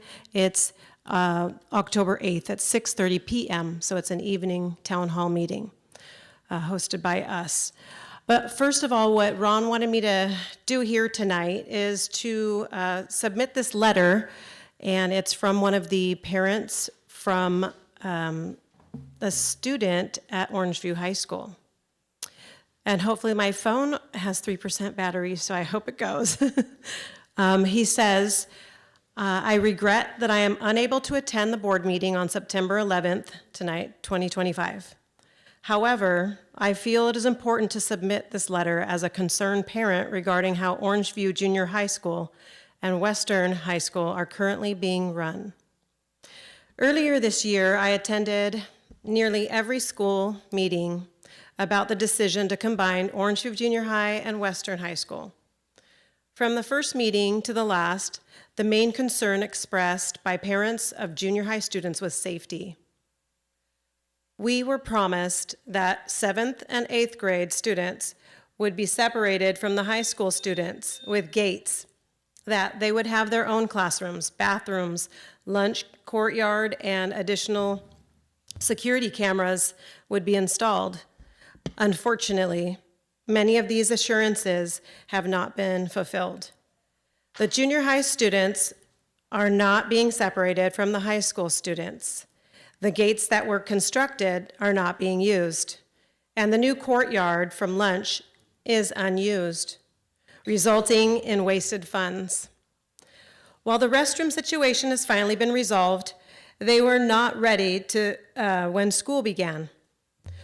For parents who invested time and energy in attending these meetings, it feels as though our concerns were disregarded and we were misled.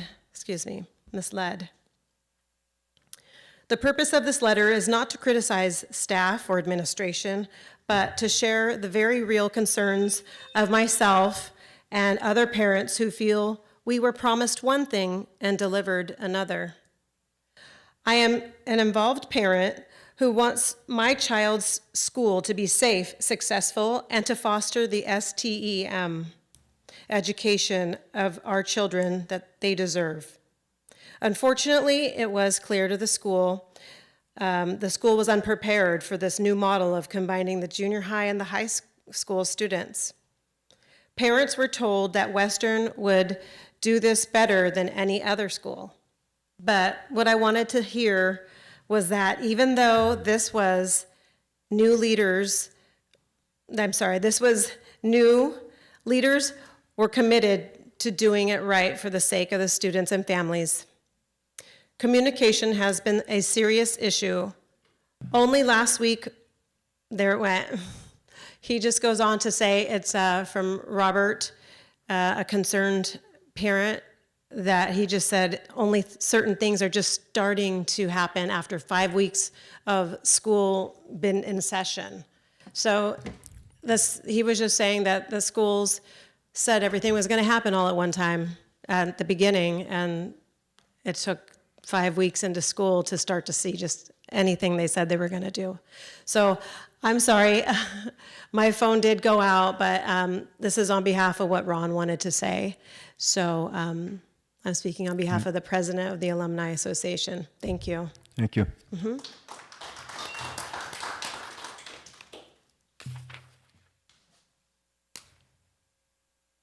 Next speaker is it John? Oh, there it is.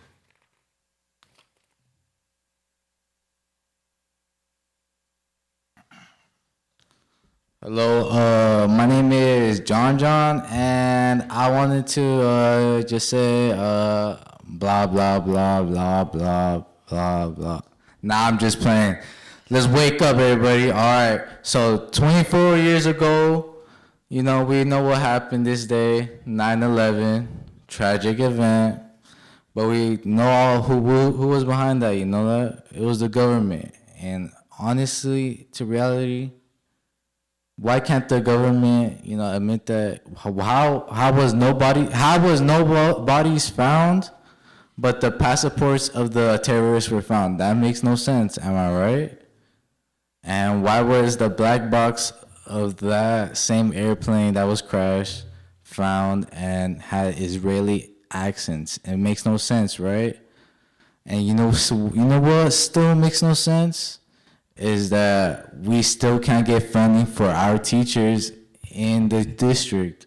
I had a teacher, I don't want to name her name, but she worked at Gilbert High School, and she's saying, I have to pay everything out of my pocket, we have all this, but we still have to pay out of our own pocket, and that's not fair, And as you see me,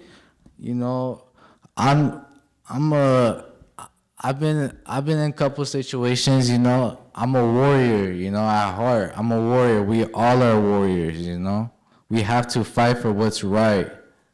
You see my hands, they dirty, because I had to do what had to be done. And what I'm trying to get to is that we should be fighting to get more funding for our district, for our people, for our teachers, for our education. I didn't come up here with no script just to talk about blah, blah, blah, blah, blah. I came here to talk about what's right, all right? Mr. Superintendent, I need you to try harder, fight harder for some more funding, bro. I know you're doing your best, but we need more funding for our teachers, all right? Because it's not fair for, we have to pay out of our own pockets just to teach our own students, and the students ain't even going nowhere with the education. All they're doing is just being on their phones, not doing nothing, Ms. Vasquez in the back, she suspended me in middle school because I got in a fight, because that just shows how much of a fighter I am, But now I'm a fighter for what's right, you know what I'm saying? And I want to say what's up to all the gentlemen and, what's good to all the ladies, you know what I'm saying? Thank you guys very much. Have a good day. My name is John, all right? Okay, next is the superintendent and staff report. No report by the superintendent. What about staff? Quick report. You heard from Dr. Sasai, but I just wanted to reinforce that yesterday we had a great community practice with our principals and their site leadership teams along with our ed staff. As you may remember, at the Leadership Advance, we had Shane Saphir serve as our keynote. So yesterday, her, along with her co-authors from the Pedagogies of Voice, they came and worked with our teams on really uplifting the student voice, creating experiences for students to really gain more experiences around their identity. And so we're going to engage and work with them throughout the year. In January, they will be back to co-lead another session with our team. So I'll make sure you have the dates well in advance. So hopefully you can be there for either part of the day, the whole day, if you're able to make it, to see the great work that's taking place with our school sites. I just want to take this time to thank the two athletic directors at Cypress High School, Mark Slovak and Sean Pfeiffer. They helped to host the first Cypress High School football game at home, and it was over 1,200 students, staff, community members. It was an amazing event, and so just want to take this time to thank them and all the administration and all the staff that worked really hard for the special event in Cypress. No? None. Okay, thank you. Moving on to item 13.1, school-sponsored student organizations. Do I have a motion? Second. Motion and second. Any discussion? Seeing none, all in favor say aye. Aye. Opposed? 5-0. 12.2, resolution number 2025-26-B-02, adjustments to income and expenditures, general fund. Resolution number 2025-26-B-03, adjustments to income and expenditures, various funds, and 2425, unaudited actual financial statements. This is a roll call vote. Is there any discussion? Seeing none, Mrs. Smith? Mr. Ho? Did we motion? Oh, I'm sorry. So moved. Second. Motion and second. Thank you. Keep me on my toes here. Mrs. Smith? Mr. Hoshi? Aye. Mr. Trejo? Aye. Ms. Guerrero? Aye. And I vote aye. That's 5-0. 12.3, resolution number 2025-26-B-04, recalculation of the 2425-24-25 appropriation limit and establishing the 25-26 estimated appropriations limit calculations. So moved. Second. Motion and a second. Discussion? Seeing none, this is a roll call. Ms. Smith? Aye. Mr. Hoshi?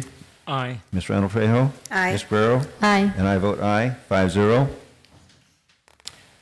Public hearing, sufficiency of textbooks and instructional materials. We open the public hearing. Anybody wishing to speak on this item? Seeing none, we close the public hearing. 12.5, resolution number 2025-26-E-03, textbooks and instructional materials compliance for 2025-26. So moved. Second. Motion and a second. Any discussion? Seeing none, all in favor say up. Resolution. I caught myself. Mrs. Smith. Aye. Mr. Hoshi? Aye. Ms. Randall Trejo? Aye. Ms. Guerrero? Aye. And I vote aye, that's 5-0. 12.6, resolution number 2025-26-E-04, National Hispanic Heritage Month. Slow move. Second. Second. We have a motion and a second. Any discussion? I would like to request that we get a list of celebrations and events that we can attend for the Heritage Month. For this? Okay. All right. It's like a whole month. It's for like 4 weeks, like mid-September through October. Yes. We can work on putting a list together. Okay, good. Okay, Mrs. Smith? Aye. Mr. Hoshi? Aye. Ms. Randall Trejo? Aye. Ms. Guerrero? Aye. And I vote aye, that's 5-0. 12.7, resolution number 2025-26-E-05, Attendance Awareness Month. So moved. Second. Motion and a second. Discussion? I just have a quick question. What does, it says Awareness Month for attendance, what is this going to look like? What is the district doing? Well, through Attendance Awareness Month, there's a number of activities that take place on school to increase awareness about the importance of attending school. I'm not sure if Allison Conrad, I see Adam back there, but we have a number of activities that the school is engaging in promoting attendance. In addition to the work that we're doing around the educational monitoring team and the way they look more closely at the data, it's really promoting healthy habits. We have the Start Strong, Stay Strong, Finish Strong campaign that we saw at Leadership Advance. So it's activities centered around that work and really promoting healthy attendance habits. It's also the proactive communication with not just our students, but then the families, and making sure students come to school and reminding them of certain things that they maybe often forget, like if they have a doctor's appointment to come back to school or to schedule those appointments after school, the little things that make a big difference in students being present in school and being given access to what they're to be learning while they're here. Thank you. Anything else? Okay, Mrs. Smith? Aye. Mr. Hoshi? Aye. Ms. Randall Trejo? Aye. Ms. Guerrero? Aye. And I vote aye. It's 5-0. 12.8, resolution number 2025-26-E-06, Red Ribbon Week. So moved. Second. Motion and a second. Discussion? Seeing none, roll call. Mrs. Smith? Aye. Mr. Hoshi? Aye. Ms. Randall Trejo? Aye. Ms. Guerrero? Aye. And I vote aye, 5-0. 12.9. Excuse me. Resolution number 2025-26-E-07, International Translation Day. So moved. Second. Any discussion? Okay, this is a roll call. Ms. Smith? Aye. Mr. Hoshi? Aye. Ms. Randall Trejo? Aye. Ms. Guerrero? Aye. And I vote aye, that's 5-0. 12.10, resolution number 2025-26-E-08, request for proposals for E-rate year 28, data communications equipment, cybersecurity, software, and other related electronic equipment, apparatus, and services. So moved. Second. That was a mouthful, yes. Any discussion, questions? You got off easy. Okay, roll call vote. Mrs. Smith? Aye. Mr. Hoshi? Aye. Ms. Randall Trejo? Aye. Ms. Guerrero? Aye. And I vote aye. That's 5-0. 12.11, resolution number 2025-26-E-09, prioritizing comprehensive AI readiness for all students. Slow moved. Second. Motion and a second. Discussion?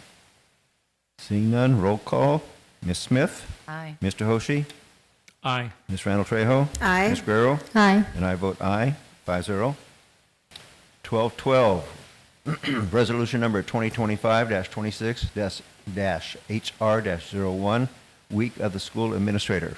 So moved. Second. Motion and a second. Any discussion? Seeing none, roll. Oh.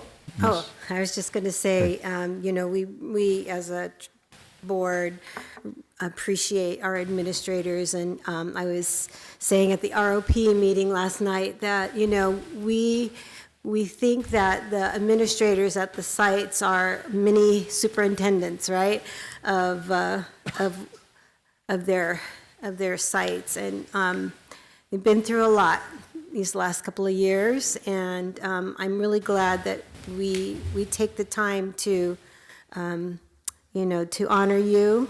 And I hope that, folks really do take the time and just, I know you don't do it for accolades, you don't do it for rewards, but I hope that, because of this resolution, people can see it, that people really take the time to just thank their administrator. They work so hard. They don't clock in at 9 to 5 and long hours at school, games in the evening, weekends. And I think that sometimes they just need a little pat on the back, and they need a little I was going to say atta girl or atta boy. That's not appropriate anymore, but you know what I mean. So I appreciate you. We appreciate you. And we could not do the work that we're doing up here without all of you. You are the soul of our district. Thank you. The backbone. Backbone. Absolutely. Okay, this is a resolution, so it's a roll call. Mrs. Smith? Aye. Mr. Hoshi? Aye. Ms. Randall Trejo? Aye. Ms. Guerrero? Aye. And I vote aye. Next item is 1213, revised board policy 5405, in parentheses 5030, student wellness, first reading, so it's information only. Next is revised board policy 4510, in parentheses 3400, management and district assets accounts, second reading. So moved. We have a motion and a second. Any discussion?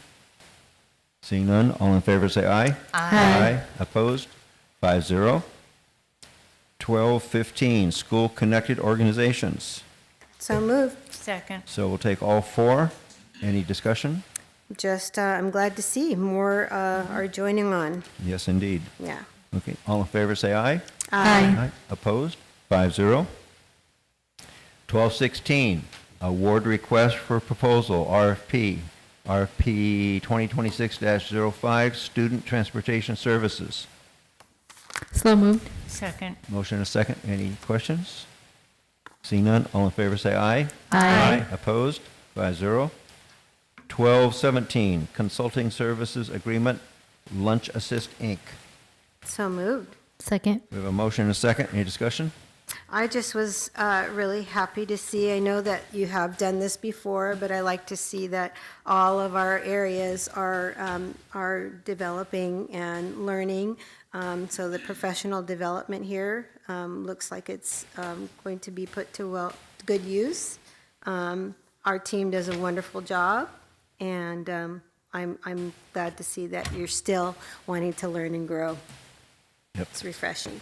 We're in the education process. Yes. All in favor say aye. Aye. Opposed? 5-0. 1218, amendment number 2, super co-op joint powers agreement. So moved. Second. Motion and a second. Discussion? Seeing none, all in favor say aye. Aye. Opposed? 5-0. 1219, public utility easement, City of Anaheim. Slow moved. Second. Motion and a second. Any discussion? Seeing none, all in favor say aye. Aye. Opposed? 5-0. Educational services, 12.20, annual report, Proposition 28, arts and music in schools funding. So moved. Second. Motion and a second. Any discussion? Seeing none, all in favor say aye. Aye. Opposed? 5-0. 1221, memorandum of understanding, MOU, New Tech Network, deeper learning grant. So moved. Second. Motion and a second. Any discussion? Yes. Yeah, I wanted to get, Go go ahead. ahead. Randall Trejo? Go ahead. Ladies first. I just wanted to ask, it's probably your question, how will the teachers be selected for this? So we have 30 induction candidates for this year, so they will get an automatic spot in this program. And then we have some additional induction candidates who were previously in the program that they'll be a first come, first serve with the additional spots. So that's how they're being selected right now. Okay. So my understanding is the grant pays for the workshop, but we're going to be paying for the substitutes? Is that it? Yes, correct. That's what the 20. Correct. Can you share a little bit about the grant? Yes, I will do my best, and Diana Fujimoto is out there in case I leave some important information out. But essentially, it's very much aligned and connected to the work that we're already engaged in, but it provides additional professional learning and deeper learning. So a lot of reflection built into the grant around the instructional practices already doing around performance task assessments, full child education, things of that nature. There's things that the candidates are required to do as part of the induction process. Remember, for a teacher, that's part of the way that they clear their credential. So they have their own, I think it's called a transition plan, learning plan. And so part of that learning plan, the grant's going to help them work through that, but through these reflective practices and strategies that again, they're aligned to what we would call first best instruction. Did I miss anything, Diana? Okay. Okay. All in favor, say aye. Aye. Opposed? 5-0. 1222, Memorandum of Understanding, Orange County Department of Education, OCDE, Career Technical Education, Teacher Credentialing Program. So moved. Second. Motion and a second. Any discussion? Is the cost still about $1,000 per year for this? Do we know? Scott's still here. I'm not sure if it's, I don't want to give you bad information. I think the cost for the Career Technical Education Credentialing Program? It is approximately about $1,000. Okay. Thank And you. they have to take two classes. Thank you, Scott. Thank you. Okay. Any other questions? Seeing none, all in favor say aye. Aye. Opposed? 5-0. 1223, Agreement, Lieutenant Colonel Brian Miller. So moved. Second. Motion and a second. Any discussion? Yes, I see Mr. Belsky out there, so I want to ask a few questions. How are the 80 students for the honor band selected? And are all high schools represented? Brian, you want to come up to the podium because the camera can't catch you other than the backside of your head.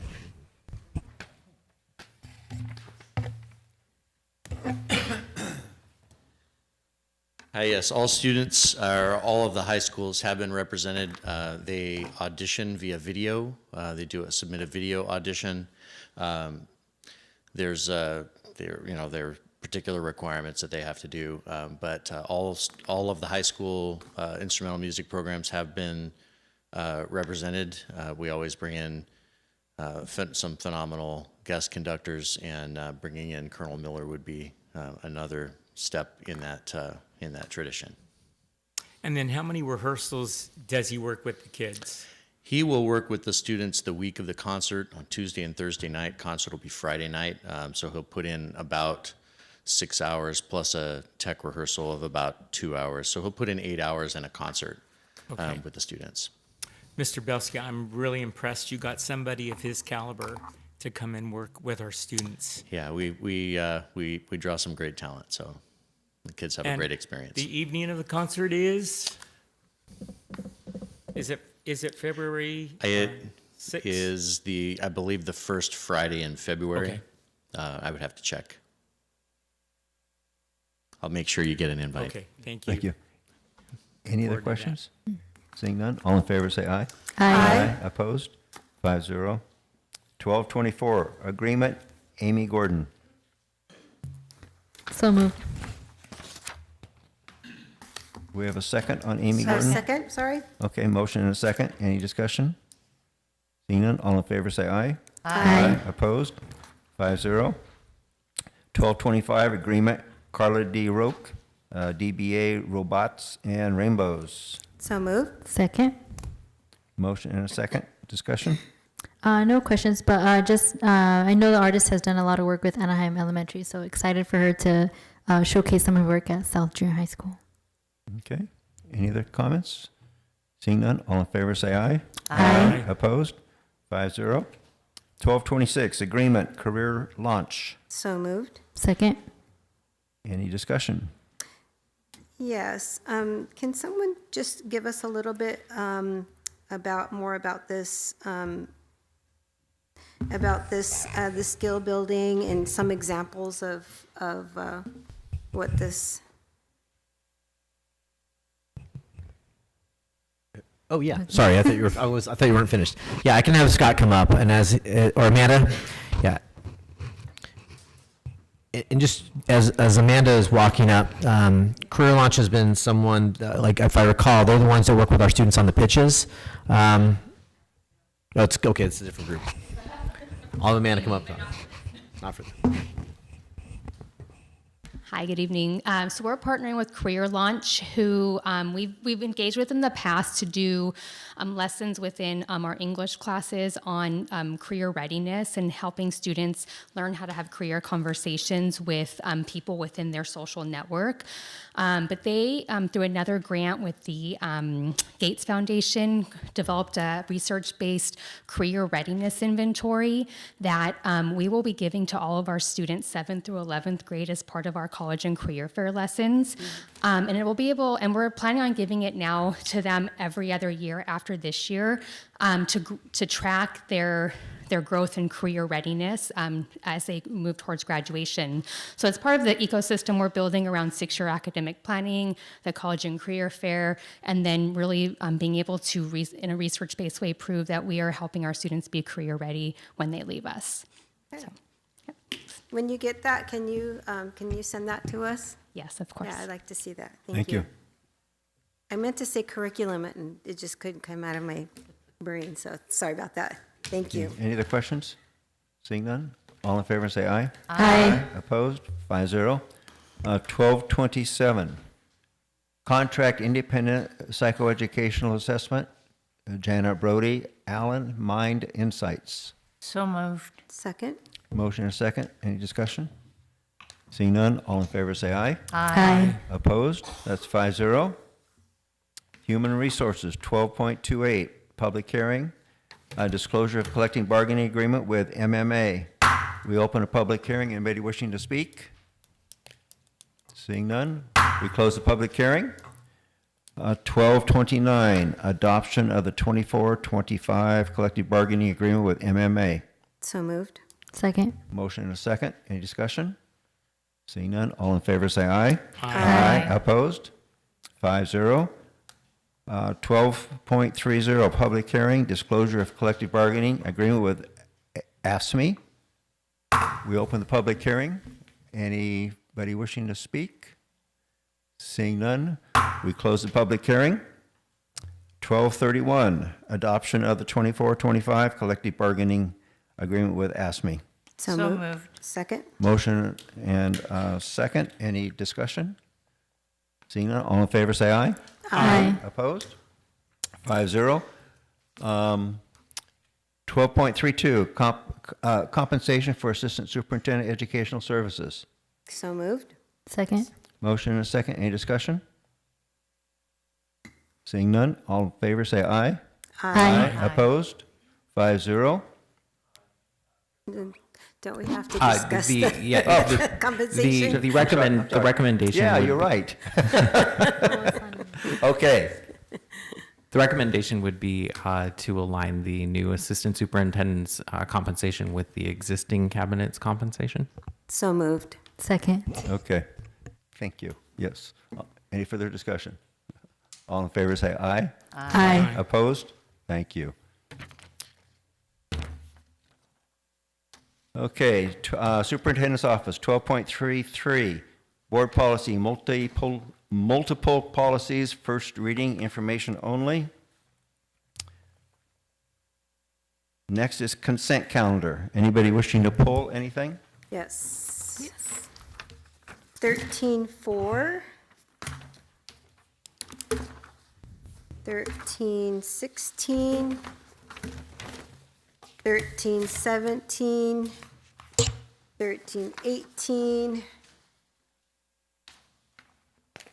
13.20. 27.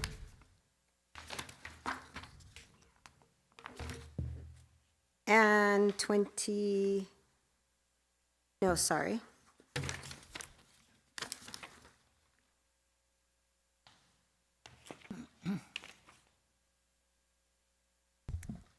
That's it. 27 is the last one? 27. Okay. Anybody else? 13.14. 14? Yes. And I'm pulling 1311 and 1312. Can we move the balance? Practically. Not much left, but can we move the balance? So moved. Second. Okay. Any discussion? Seeing none, all in favor say aye. Aye. Opposed? Okay, let's take the first one easy, 1314. Okay. This is. Wait a minute, that's not you. Oh, so moved. Second. You got so excited there. I said the easy one. So I just, Wait. 1314. Yeah. Oh, that one. That's my. Oh. No, you said 13.4. You had sorry. 5 or 6 in a row. 13.4. I know, that's why I said 1314 Oh, hard. gosh, dang it. These You're kids, just trying to. these- I don't know about these board members. Yeah. They just won't listen. Uh, Okay, go. 13.14. Thank you. I had one question. If you can share the responsibilities of the wellness coaches and which sites they're staffed at. Yes, so the wellness coaches are funded through a grant, and so we have it for, I think, the remainder of this year and I think into next year. They have a number of key responsibilities. One, they do home visits. So part of the home visits is not just as part of our EMT or the educational monitoring team, the wellness coaches is a part of our systems approach. They're going to be integrated into that piece as well. So we have thresholds for students in terms of as we run data at different grading periods. Students who have greater than or below 50% attendance but are higher than 10%, the wellness coaches, or 30%, they will take the home visits for those students in that 30 to 50% range. So we have different categories. So the teachers will work with kids 10% or lower. The counselors will do the 10 to 30%, and then wellness coaches 30% to 50%. So we have different categories, and so they're going to help with those home visits. It's strategic intervention, right, in the way that they're going to connect with those students to figure out what's maybe causing them to miss school, right? Going back to our street data, right? Really doing those interviews and trying to figure out what's going on so we can better support those students in getting them back to school and then what that might look like. They also help run or they serve in our wellness spaces on our campuses, so they can do a lot of work around mental health supports, maybe provide social emotional learning lessons in the way that they support students in small groups, and then they also can help with supervising some of that work, supporting that wellness coach alignment across our schools. They also can do some case management work. So part of that means that they have caseloads with the students that we just referenced that are having those attendance issues. So it's not just doing the home visits, but it's also the kind of case management and monitoring if their outreach and if their connections are helping the students start to come to school. Because as you may recall, so often when students are missing school, a lot of times that falls on the teacher. In the past, it may have fallen on the teacher, like, hey, what are we doing to engage and get students back? But this is much bigger than just the teacher. And so our system that we're really trying to build as an ed staff is a whole systems approach in the way that we support students based on where they are within that threshold or that continuum. And so the wellness coaches are now being integrated into that system, specifically through the lens of attendance and also supporting the lower levels of mental health where the social workers, psychologists, right, they typically do the tier 2 level support of mental health for students. And then they're being spread through feeder patterns across our schools, but we're also exploring the idea of beginning to centralize them and then having them, as we do our EMT work, kind of deploying them, if you will, to different sites based on where the numbers are and the needs are, so we can more effectively support students that we're seeing in these kinds of categories. But we started with them being serving in feeder patterns. Got it. I like the idea. And then for the wellness spaces, can you remind me what sites have the wellness spaces? Gosh. It's not all of them, right? I don't believe all of the schools have wellnesses, but many of them now do. Okay. And I'd have to get back. I don't want to give you bad information. I have to get back how many actually have them. And I know Dr. Cruz isn't here, so I don't want to give you bad information. But I know there's quite a few schools that do have the wellness spaces. Okay, thank you. Okay. They're growing and growing. On that. Wait, are we still on the same number? Yes. Okay. Okay. On that, the unfortunate thing is, the fortunate thing is that we get one more year of this funding. But what are we going to try to do to continue? So one of the things that we're working with all of our sites in next month's Leadership Academy, we're bringing our social workers, our psychologists, our wellness coaches, our I think lead counselors are being invited along with our management, our principals and assistant principals on Medi-Cal billing. And a lot of what wellness coaches can do is billable. And so as we are becoming more intentional, and I know Heather's not in here, our CSEA rep, but I want to give her a big shout out because she's helping to really facilitate and lead a lot of this work. As we do a better job of capturing these moments and these experiences that are billable, that helps us bring in revenue or reimbursements that help ideally to sustain a lot of these kinds of positions. So we've already, some of our groups, like our psychologists, have done an incredible job in what they do. And I need to give Christy Gutierrez a big shout out. She's done a remarkable work supporting our psychs. But that's the kind of work that we're trying to be more intentional about, so that money can come in to sustain those positions. Or if we decide to sustain those positions, even though maybe the money isn't fully there to cover the position, but it covers the vast majority of the position, it may be something we want to continue because we know that it's really meaningful in having these kinds of positions to support the overarching system. Thank you. Okay, all right. So we have a motion and a second Yes. on 1314, correct? Yes. Okay, all in favor say aye. Aye. Opposed? That's 5-0. Okay, Mr. Trejo, you have 6 items here. Do you want to take them all at once or one at a time, or? Oh, yeah, it's all me. Okay. Yeah, let's just take them. Okay. Let's just take them one at a time. One at a time, okay, 13.4. All right. 13.4, so moved. Second. Motion and second, okay? I just wanted to point out that this is a wonderful report that we're getting about these projects that are completed. Most of the projects were completed under budget, and I think out of all of them, there were 2 that were on budget. And I just wanted to give a shout out and compliment our staff on doing that. Okay, That was all. so we have a motion and a second. All in favor say aye. Aye. Opposed? 5-0. 13.16. So moved. Second. Motion and a second. Discussion?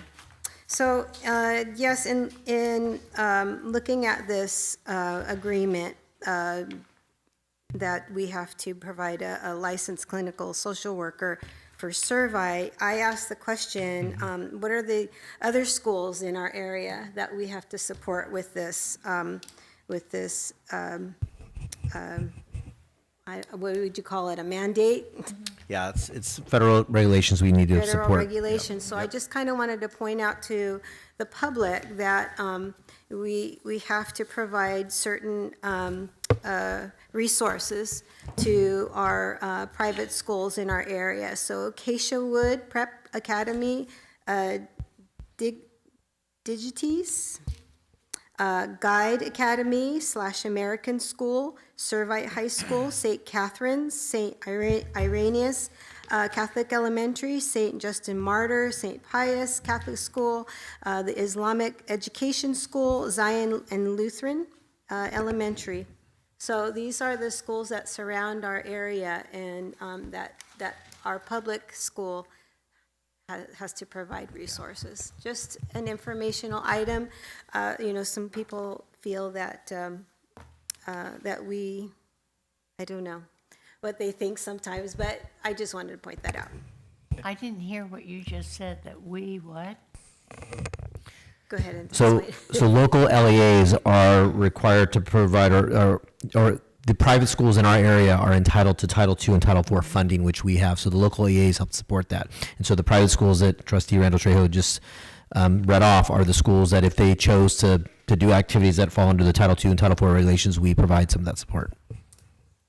That's why we're providing the support to Servite in this case. And so in this case, the licensed clinical social worker that we're providing is at a cost of $12,000. Yeah. So basically, we can't reject it. So all in favor, say aye. Aye. Aye. Opposed? Okay. 13.17. So moved. Second. Motion and a second. Ms. Randall Trejo? All I would like is a copy, to see a copy of this curriculum. That's all. Okay. All in favor, say aye. Aye. Opposed? Okay. That's 5-0. 13.18. So moved. Second. Okay, and that is agreement, Orange County United Way AIM program. Ms. Randall Trejo? I just wanted to point out, at one time, the district and we're so grateful for United Way and the services that they provide the community, and what they've provided for us. And I remember at one time we used to collect donations for them. Do you know what happened with that and why we're not doing that anymore? It depends on, I answer that. It depends on their specific campaigns. They have different strategies. And also, we used to collect more money from Orange County United Way, but the revenues overall have gone down. I believe if you add, this is a 10-year program, and we've probably collected overall in excess of $500,000.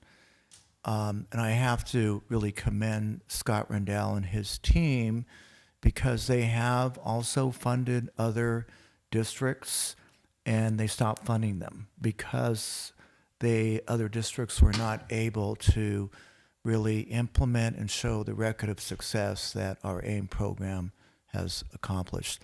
So as Trustee Randall Trejo had said, we're very grateful United Way, especially Sergio Contreras and Sue Parks of the United Way. Mm-hmm. Thank you. And they've been with us from the start. From the very beginning. Yeah. Yep. Okay, all in favor say aye. Aye. Opposed? 5-0. Okay, 1320. So moved. Second. Motion and a second. Ms. Randall Trejo. Okay, how did we come up with the 20,000 additional cost?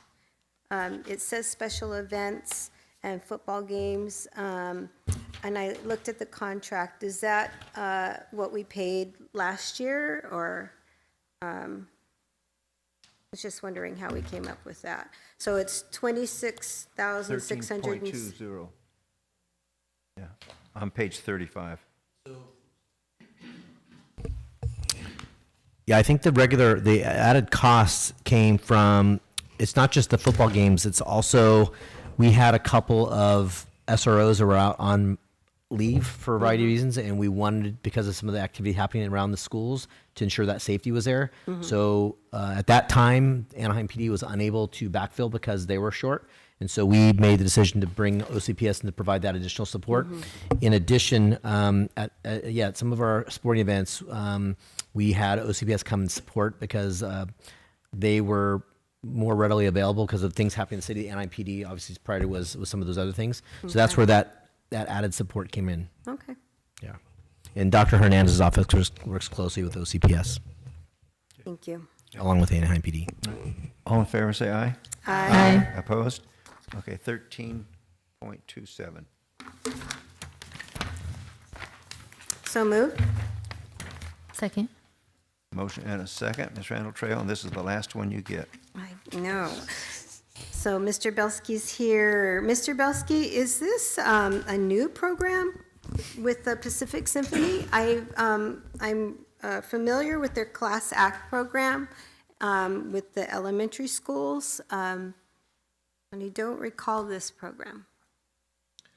It's not new. We began this last year as a partnership where Pacific Symphony was providing professional musicians to come and provide essentially focused music lessons and master classes for the Orangeview Junior High School students.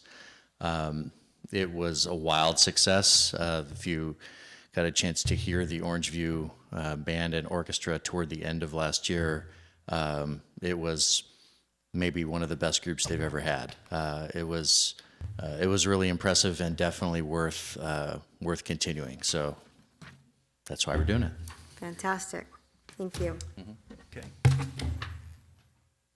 All in favor say aye. Aye. Opposed? Okay, 5-0. 1311 and 1312. So moved. Second. Motion and a second. All in favor say aye. Aye. Aye. Opposed? Abstain? Ayes. President 4-0. O'Neill, if I may. 1. Sorry. Before you move on, if we could do a point of clarification on 1233. 1233? Yes, on page 23. Okay. It was an information item for multiple new board policies. I just wanted to ensure that there was no discussion or requests for revisions to any of those. Nobody spoke up when I asked. I had seen a question about it previously, and therefore I just wanted to confirm Got that. That may have been me. Yes, I apologize. I missed this one. I wanted a clarification on 12.33.2. I think the language noted board president making public statements, and I was interested if we can add language to include board president or trustee representing that area can make public statements. And so that would be a conversational item for the trustees to whether they would I'm like sorry, to did- change the language in the proposed board policy. Okay, on triple. Exhibit MM, yes. Okay, I'm sorry, I didn't quite understand what you were asking. Yes, so I think the current language, it's for making public statements, and I think it's board president only, if I'm correct, or am I incorrect? Unfortunately, I don't have it right in Okay. front of me. Give me like 2 seconds. Just gonna look it up. I think it was just adding language to include board president or trustee of that area. Gotcha. Exhibit MM Exhibit MM, and what did you want on to add? public statements. Public statements? Yes. Okay, and where did you want to add what? Where it says all public statements authorized to be made on behalf of the board shall be made by the board president or, if appropriate, by the superintendent, and then add or the trustee of that area. It's on the second paragraph. Okay.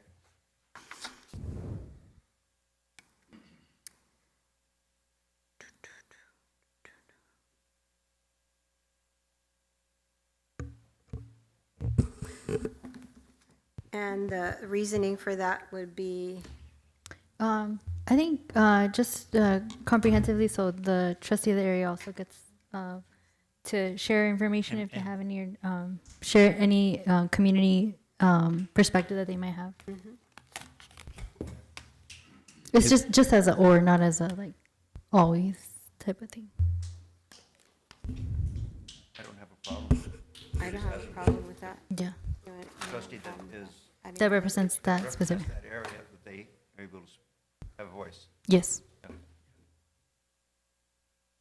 Good catch. Do I Okay, make a thank you. motion or do I? No, this is Okay. information, so if there's consensus, we can make the revision. Okay. Yeah, this is first reading, so you're asking to come back on second reading with the Yes. changes? Yes. Okay. Sorry, I thought I'd do that the second time. So it's the first time. Okay. That's on my bad. Okay. Thank you. All right.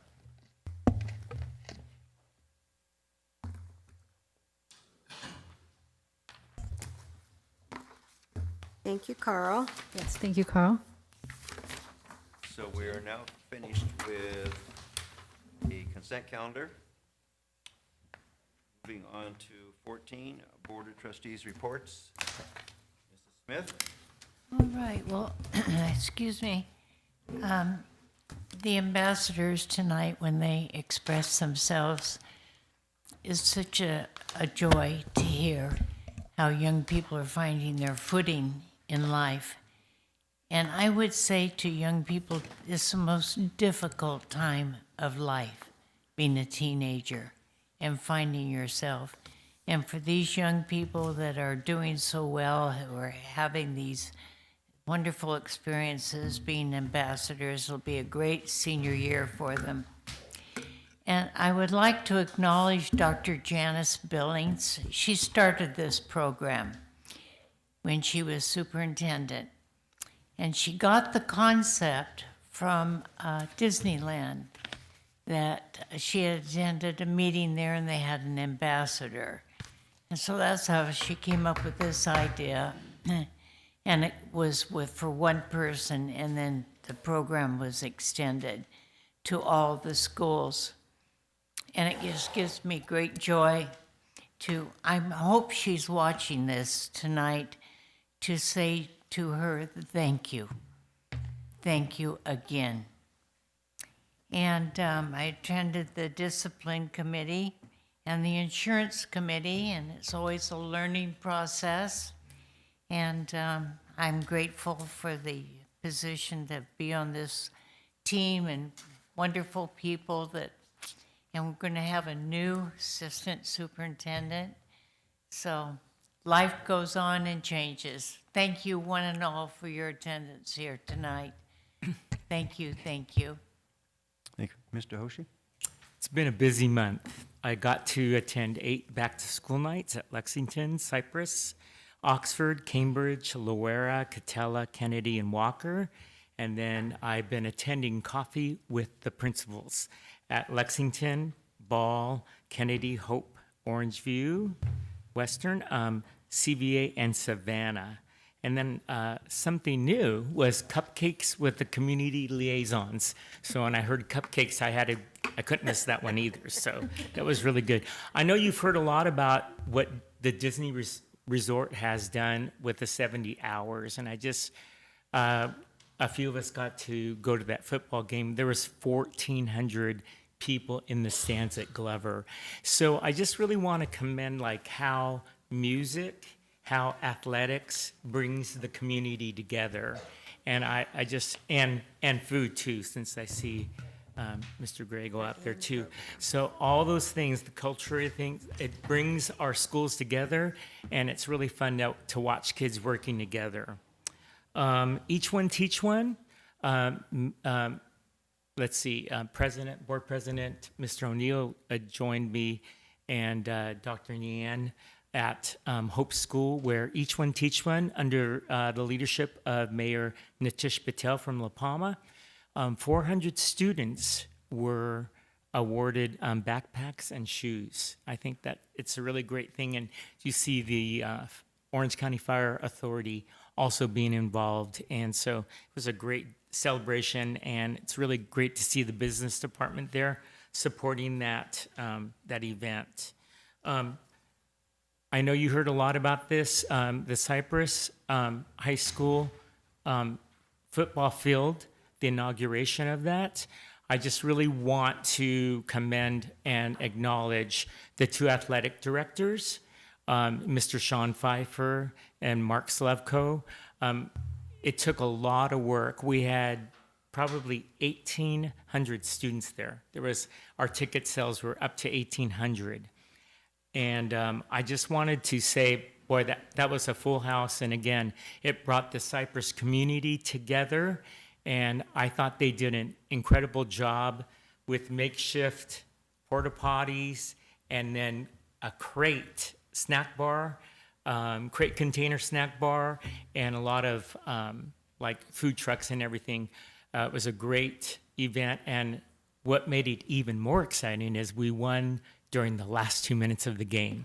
So history was made. Went to Oxford Academy's FRT. They're starting the robotics competition season, and the room was packed with a bunch of 7th and 8th graders. So it was really fun to see that.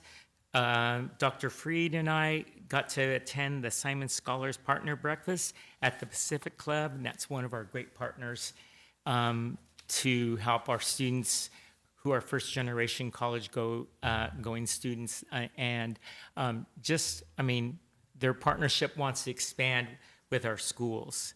So it's been a great month, and one of the things I just want to say when we have our parents and everything, especially the coffee with the principals, is I hope that we can think about ways about getting more parents out there to these events, since we do have some people in place to help us with that. So really want to encourage us to put our heads together because we really want that street data from our parents and also our students. So anyway, thank you very much.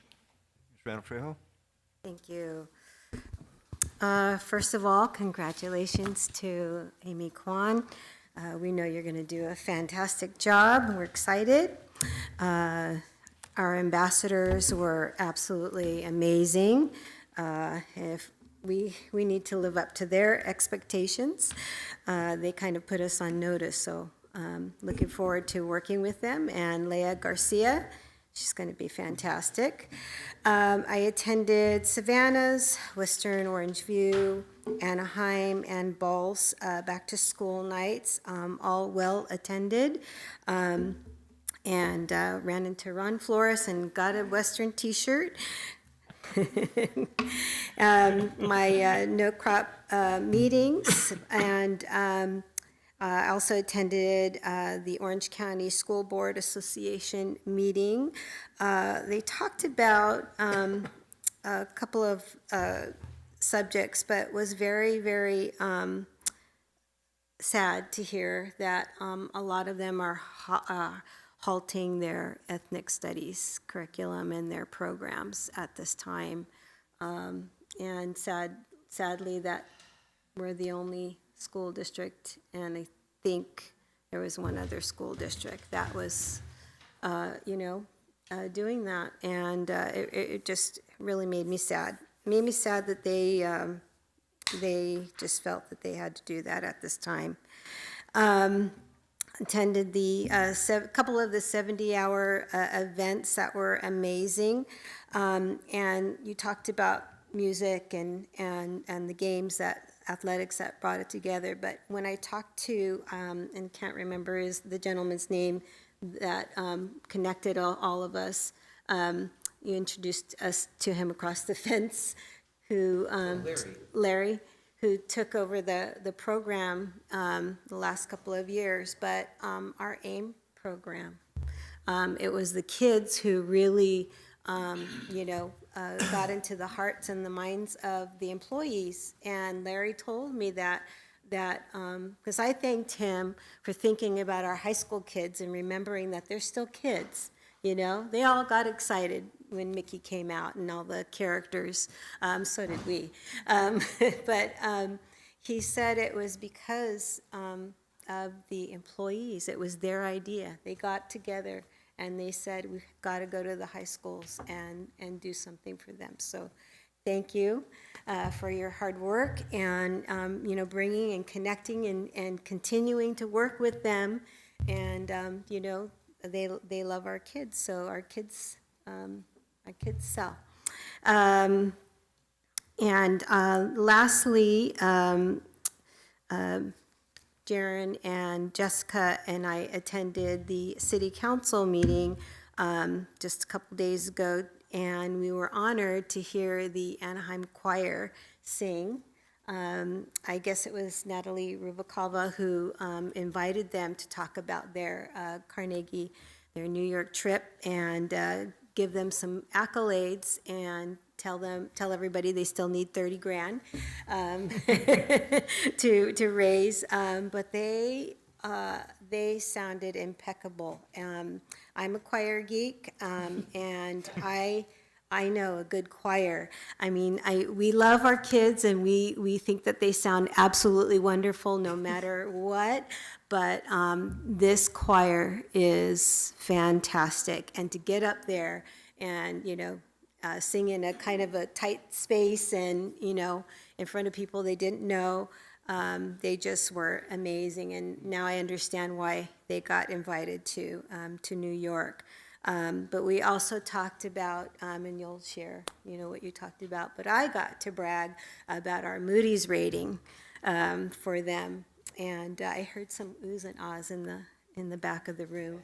But it was really nice to actually go there and talk about our district with something positive. Thank you. Thank you. Sparrow? Thank you.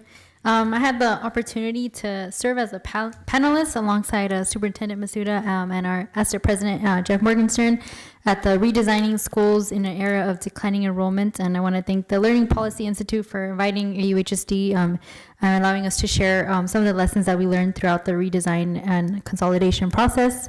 As many of my colleagues mentioned, grateful to Disneyland for sponsoring 3 visits for the happiest 70 hours in Anaheim. They visited Anaheim High School and gave $50,000 to our Anaheim choir students, and the President Disney actually visited them, so we were excited to host him. Lower High School's movie night with Lilo and Stitch, and the Catella High School football game, which was amazing, and we're all very excited to see Disney and his friends. I had the opportunity to attend back to school night at Savannah High School, Anaheim High School, Loera High School, Catella High School, and Sycamore Junior High School.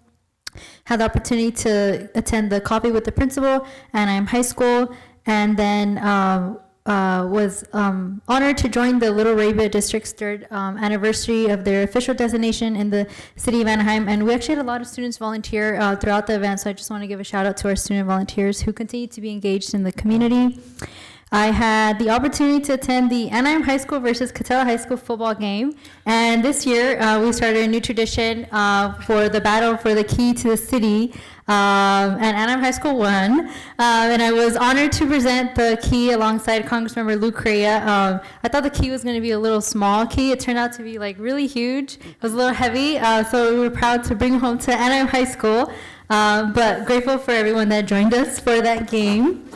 Had the opportunity to attend Health Insurance Committee, and then as Trustee Trejo mentioned, yesterday we were honored to attend the Anaheim City Council meeting. Grateful to Councilmember Natalie Rukawa for inviting our choir program to sing and also recognizing them for all their achievements.